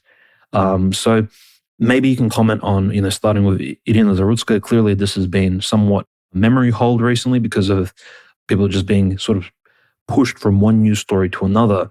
But the Charlie Kirk murder in particular, I think our audience is very distressed at what exactly has happened. Why? Because, well, most conservative Christian people, they would probably agree with Charlie Kirk on 80 to 95%, if not 99% of issues, besides some of his views on foreign policy. And to just see him outright being murdered like that by a mysterious party, and then all these strange connections to shady underground, not just online groups, but the weird things happening in Utah. And Utah is not the most clear-cut state, so to speak. Like, there's already a lot of sort of mystery there, especially for an outsider sort of looking into America. But for Charlie to just be assassinated like that in the open, and nobody being caught in the first 24 hours, so to speak, and then this mysterious guy just being outed by his father, and now, yeah, the story is constantly evolving. I think we'll most likely have even a special 8th hour episode discussing this particular murder and all the different threads that can be pulled on. But Constantine, just sort of your thoughts on this, because if anything, this is, again, the corruption of young minds, the same corruption which led to the Maidan, which led to Irina Zarutskaya's murders at the hands of essentially a cultural enriching criminal in America. And not saying Irina Zarutskaya was corrupted by any sort. She's a victim of the same trend of this hyper-liberal cultural Marxism. And of course, for whatever reason, even the fact that Charlie Kirk needed to attend university campuses to push the idea of basic conservative Christian American values, the fact that he needed to debate people out in the open, it already points to how badly the situation has devolved. And now, unfortunately, he was taken from us and from all Americans, I think, a lot too soon. And, obviously his work will live on, but it's very disheartening seeing like a good Christian conservative right winger just being murdered like that out in the open. It's very demoralizing. Absolutely. And I'll give my full thoughts here, but I will give you a forewarning. I am running up on time a little, so I will try to keep it brief. But after this segment, unfortunately, I am going to have to take my leave. But I will start with the Irina Zorutska murder. And I mean, this is just, I hate to say it, this is just a dime a dozen crime that's been taking places in American cities, especially since 2020, but even going back further, just the rise in crime rates over the past decade, it's been horrifying. And as there's more cameras trained on everyone in public than at any point ever before, we see more of this. I do think this was a particularly gruesome killing because a lot of it, once again, isn't on video. A lot of it is, let's just say, within the same ethnic groups, within the same community groups, committing violence against each other, and that you don't usually get these kind of high profile cases, but when you do, they explode like this. And this was the real tragedy, as you said. It was because of a chain of events that did start with the Maidan and result in this war, that this young woman left her country, and which, if you look at it, statistically probably would have been safe for anywhere except, I don't know, one of the frontline cities, which I think is probably one of the more horrifying parts of this. Of course, as many do, because a lot of people don't have the inbuilt defenses against this, goes along with all the cultural narratives that we're supposed to accept, and works a low-wage job to the point where she's on a commuter train, which for any of you who know anything about American public transportation, it's really the dregs of society it's the dregs of society and people with no other means that take that. So you get a lot of these kind of instances that happen on public transportation, coming home from this sub-minimum wage job, because I think it was one of these restaurant jobs where, in the way it works in pretty much all the United States, is you get paid sub-minimum wage if you are a worker that can receive tips. So coming home from this sub-minimum wage job, you have this individual, I'll just say, to prevent myself from saying anything that I probably shouldn't, just acting erratically. We've seen this time again. I mean, think back to the Daniel Penny case. I mean, thank God he was there to, say, protect any potential victims of what could have been very well a next one of these scenarios. But once again, you're not always going to have these kind of guys around to enforce public order. You get this horrifically attacked straight to the neck. Well, I can only imagine it's probably a very slow and painful death. It's like 2 minutes before anyone attends to her, in which case, I'm no medical expert, but what slim chance there was to save her life would have passed at that point. And like I said, I don't know much about the human body. I don't know much about medicine. But if we think about this, the last thing she probably experienced was just sheer terror of being stabbed in the neck while this man is just rambling nonsensely behind her about how, I think the quote was, "I got a white one," or something like that. I'm not sure what the exact, but it was something along those lines. And then that is eclipsed almost immediately, because that was the week prior, by this Charlie Kirk assassination. And I know that he was a controversial figure in his day, and not for the reasons that say most people would, but like even like people more on the right that there was the entire thing of him squaring off against Fuentes and his supporters, where it was, I think, about 6 years ago, where it was just, constant heated debate. They would go into his events and really, catch him flat-footed. And it's not like and whatever one might think of either of these individuals, it's not like they went in with the intention of crashing or disrupting it. No, they just asked questions to Tim and his guests that, for obvious political reasons, they had a hard time answering.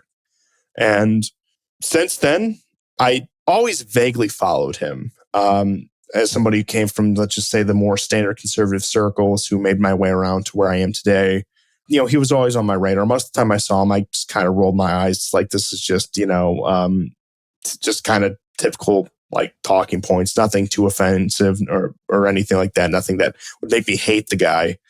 But he is doing one of these events that it always does, where it's just come up to the microphone and, debate me kind of thing, which, I mean, you can say what you will about that format, but this is the kind of things that just takes place in the public square in a country. And I'm not necessarily extolling these values in an Anglo-Saxon country with some modicum of free speech. These are the kind of events that happen. And, he's going back and forth to people on just like I said, the kind of the slop politics of the day, not to really downplay any of the important issues.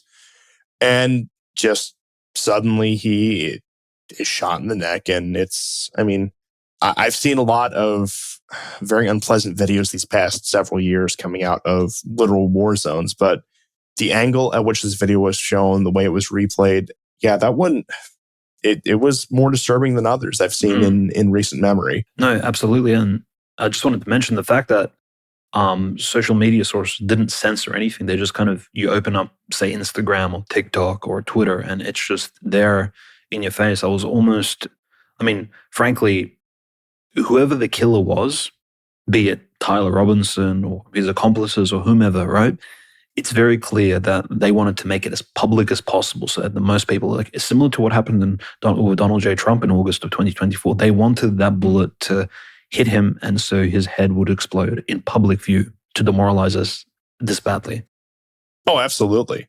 And then the cascade that came out after this is like a lot of the people, of course, who have really just done nothing but drink the political Kool-Aid for the past several years is, we got Goebbels, and we got the top propagandist of the fascist or Nazi or whatever their preferred buzzword of the day regime is. And there's been a backlash against that. And I'm normally not one to condone these kind of operations where you spend all day oh, did you know your employee did so-and-so? But I do think, and perhaps my bias coming up, but I do think it's a bit different when there's people who are very much showing an inclination to at least support violence, that it's at a certain point, can we trust you to do, a number of different jobs, including caring for others, caring for children, even just food preparations.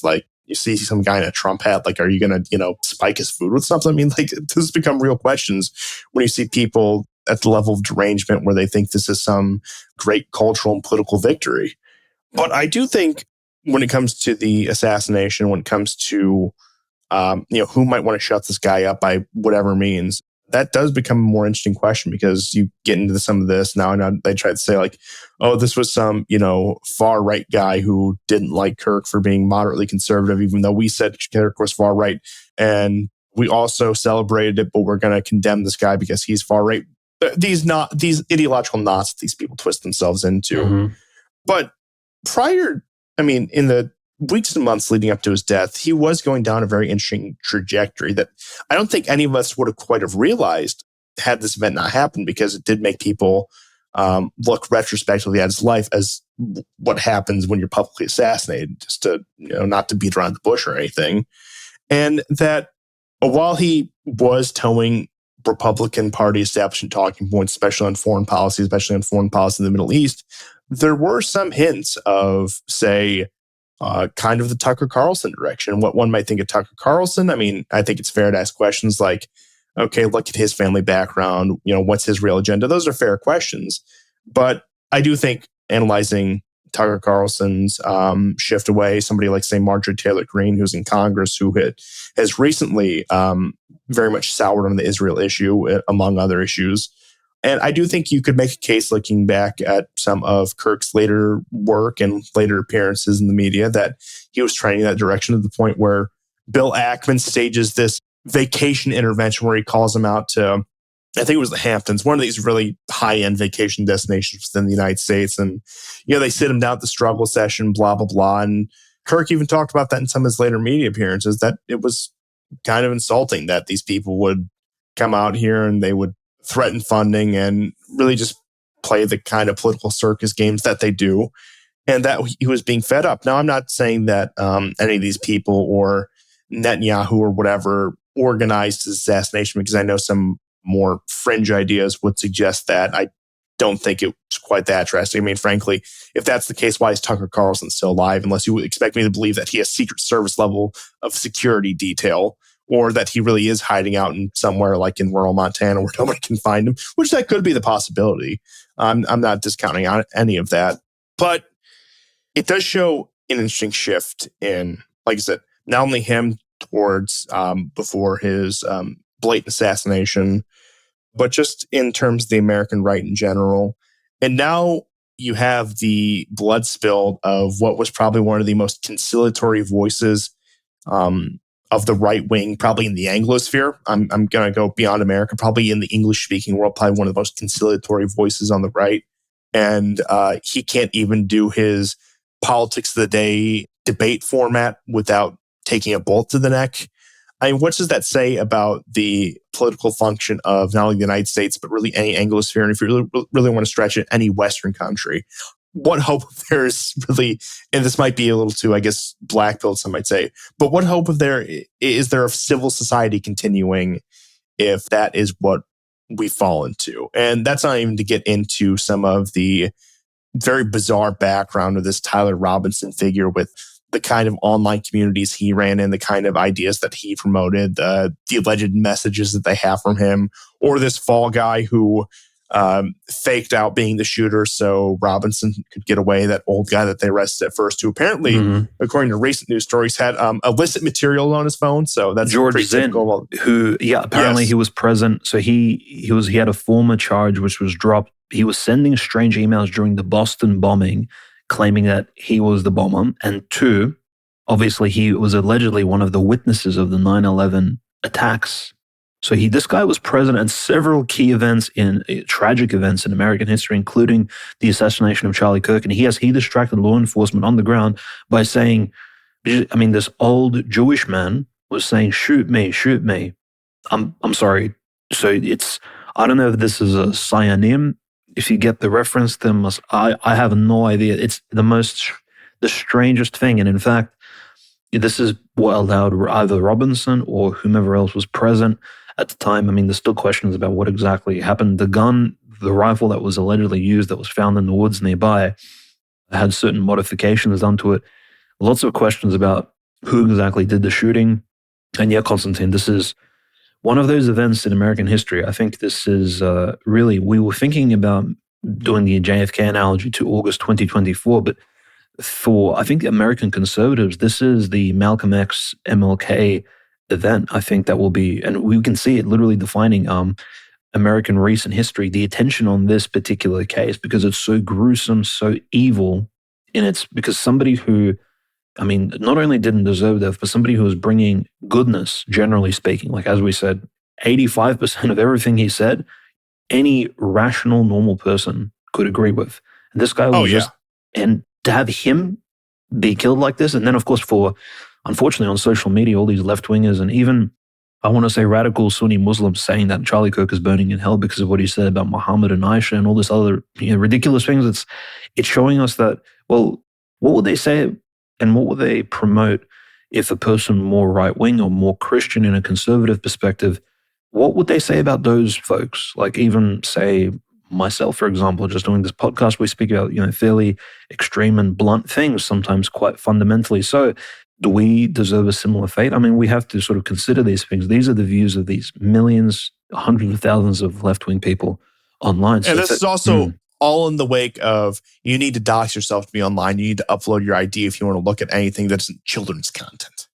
And it's like, okay, you want my name, you want my address, you want all my personal information in a world where we've seen any sort of political disagreement warrants a bullet to the neck. I don't think so.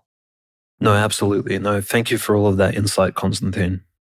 But unfortunately, with that, I do have to wrap. The only thing I will plug, of course, which I know that there's a large cross-section, but for any of you who are not already listeners to the War Report on the Constantine Martelli channel on YouTube, Rumble, or BitChute, pick your preference. You can find our show there. We're a small operation, but we try to keep it weekly. Recently, schedules have been a little spotty just between me and GSP, who I'm sure you've heard on this show many times before. So we try to keep those out at the bare minimum once a month.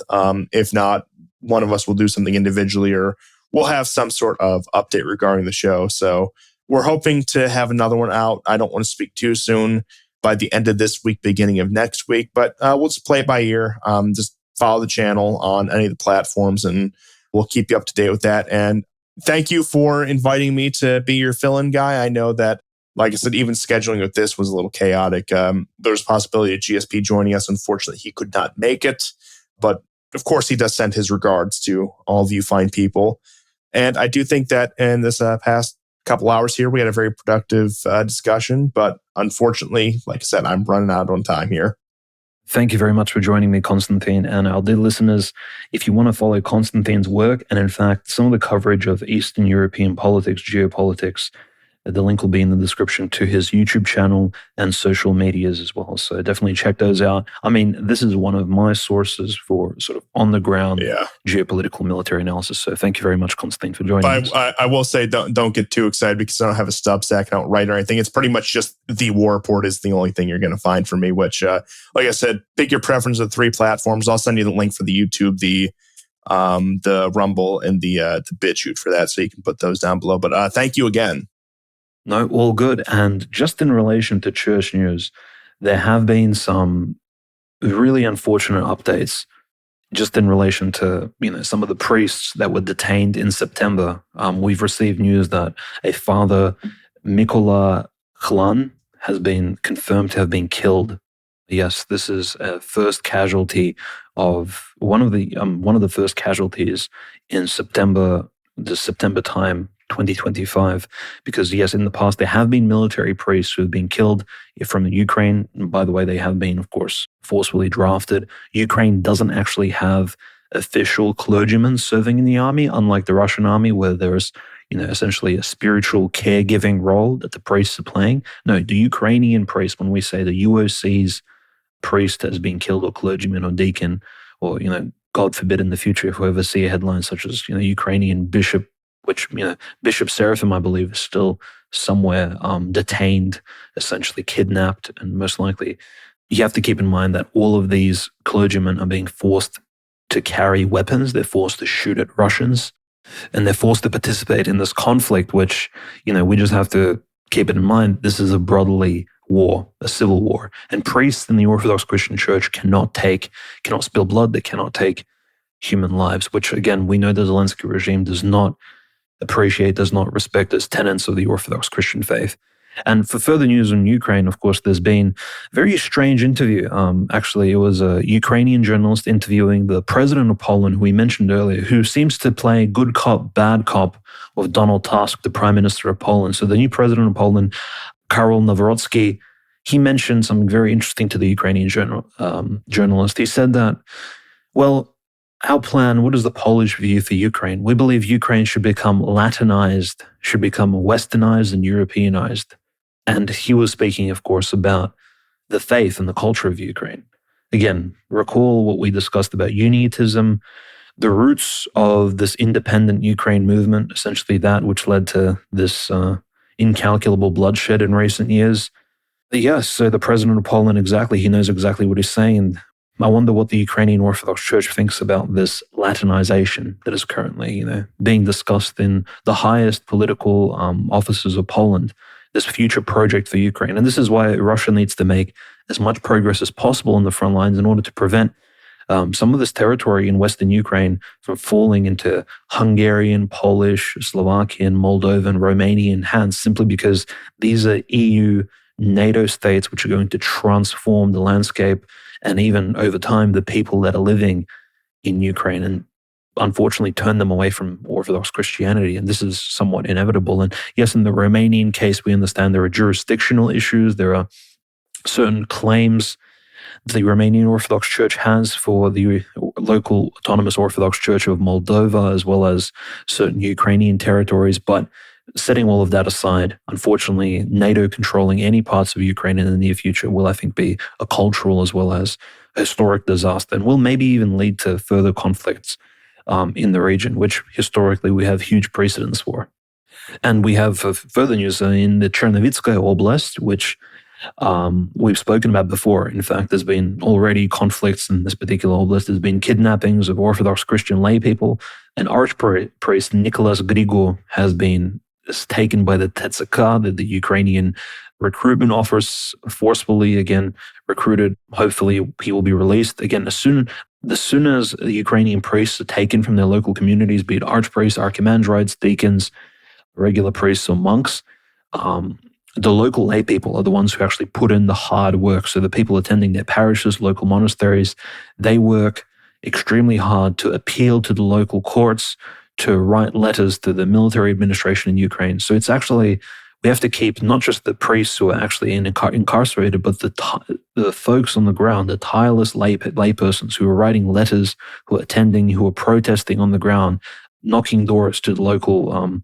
members, the local mayor's office in Ukraine, who are actually trying to have their clergymen. I mean, they're spending countless hours trying to retrieve their clergymen to save them.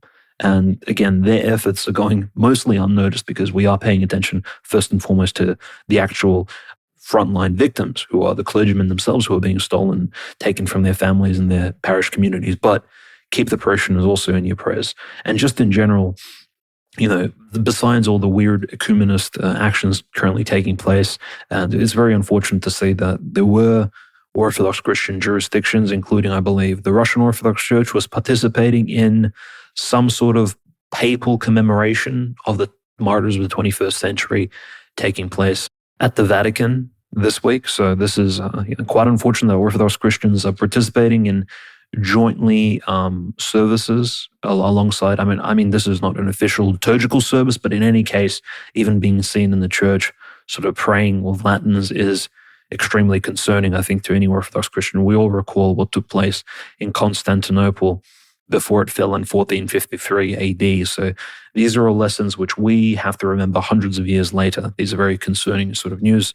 And all this ecumenism doesn't really necessarily stop us from praying for our hierarchs, praying that they are discernful in how they conduct themselves. And it's interesting because the Ukrainians, actually, the schismatic hierarchs, and it's hard to even call these people hierarchs, the alleged Archbishop Basil Shlapak, before he became an archbishop of the OCU, the non-canonical Church of Ukraine, his name is Vladimir.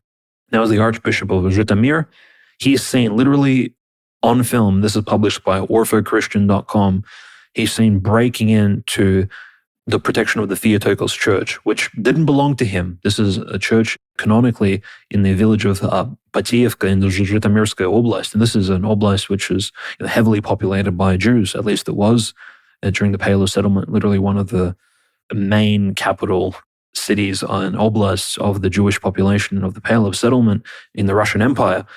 He's seen breaking into the property of the protection of the Theotokos Church, which was forcibly seized, according to Ortho Christian and local Ukrainian journalist sources on the 13th of September, so just several days ago, and it received almost no news coverage in Western sources, which is why one of the benefits of Tucker Carlson and Father John Whiteford and other figures in the English media sphere actually covering these seizures, because frankly, nobody else is, especially overseas, abroad. Everybody believes that Christianity is not being persecuted in Europe. Persecutions are a thing of the past, something which neoliberalism has no connection to. The neocons, they don't persecute Christianity. They simply push for energy wars, but simply they leave the persecution to the Marxists. But that's not the case. I think modern liberal regimes such as that of Zelensky, very much we can clearly see, not only do they destroy churches, but they allow wolves in sheep's clothing into the churches. As seen just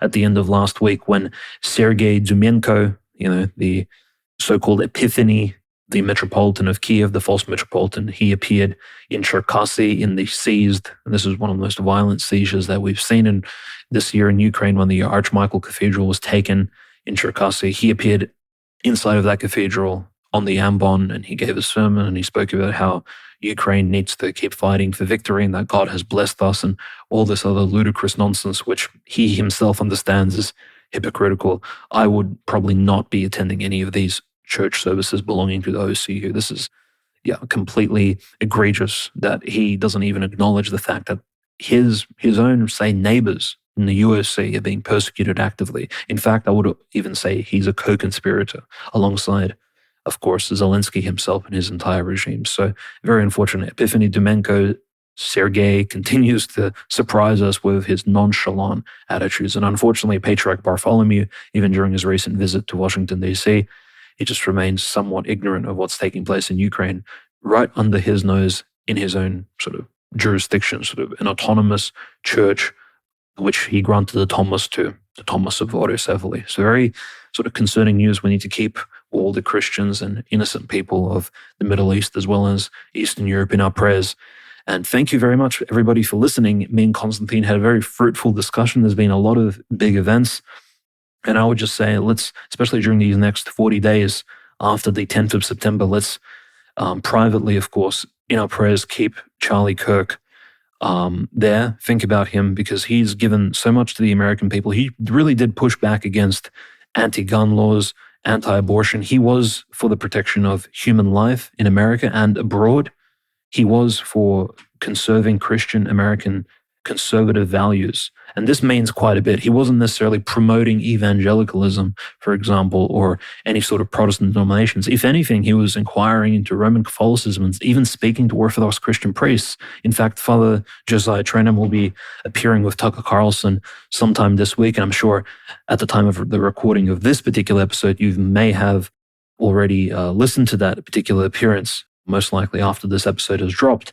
So definitely keep Charlie Kirk in your prayers and his family again because of the loss they suffered. And unfortunately, some evil power has made a real spectacle of this particular unfortunate man, this real sort of founding father type figure for modern American conservatives and political thinkers and activists on the ground who are essentially fighting against cultural Marxism and degeneracy in America.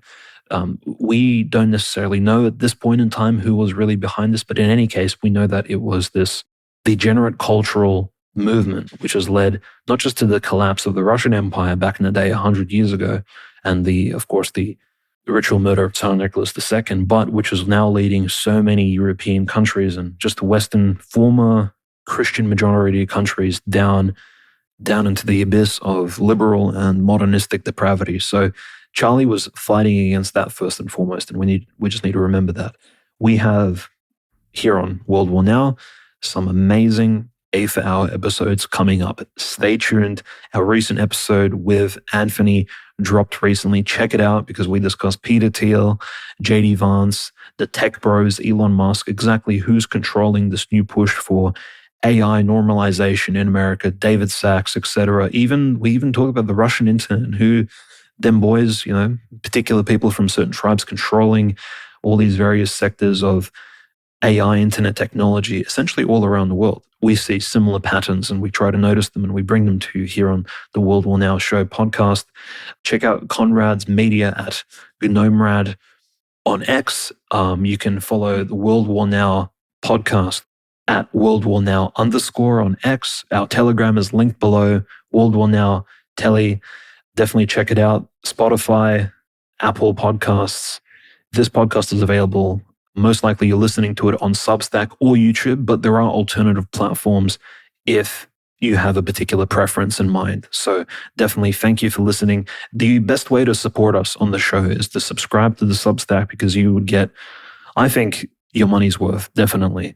Hundreds of hours of content, really timeless episodes on Russian history, conspirology, religious interviews with figures of the Orthodox Christian faith, and even modern politicians, journalists, people active on the front lines in Ukraine, covering and bringing the news to us in an unfiltered, uncensored, and really in an unprecedented way. So thank you very much for everybody joining us today and listening to me and Constantine break down the geopolitical news of the week.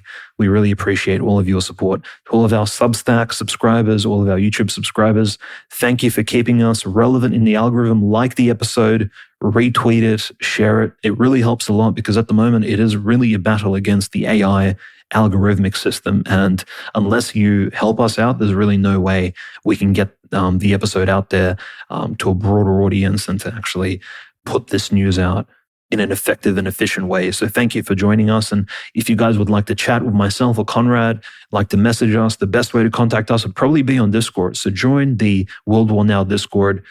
Thank you very much for helping us build a very functional and highly intelligent community there. And we appreciate everybody for listening to the episode. Check out Constantine's links in the description below, as we've said prior, especially his YouTube channel, The War Report. I listen to it on a weekly basis or whenever they release new episodes, sometimes bi-weekly, to get my inside scoop on Eastern Europe and exactly what's taking place in the Russo-Ukrainian conflict. They cover the actual war effort in a lot of detail.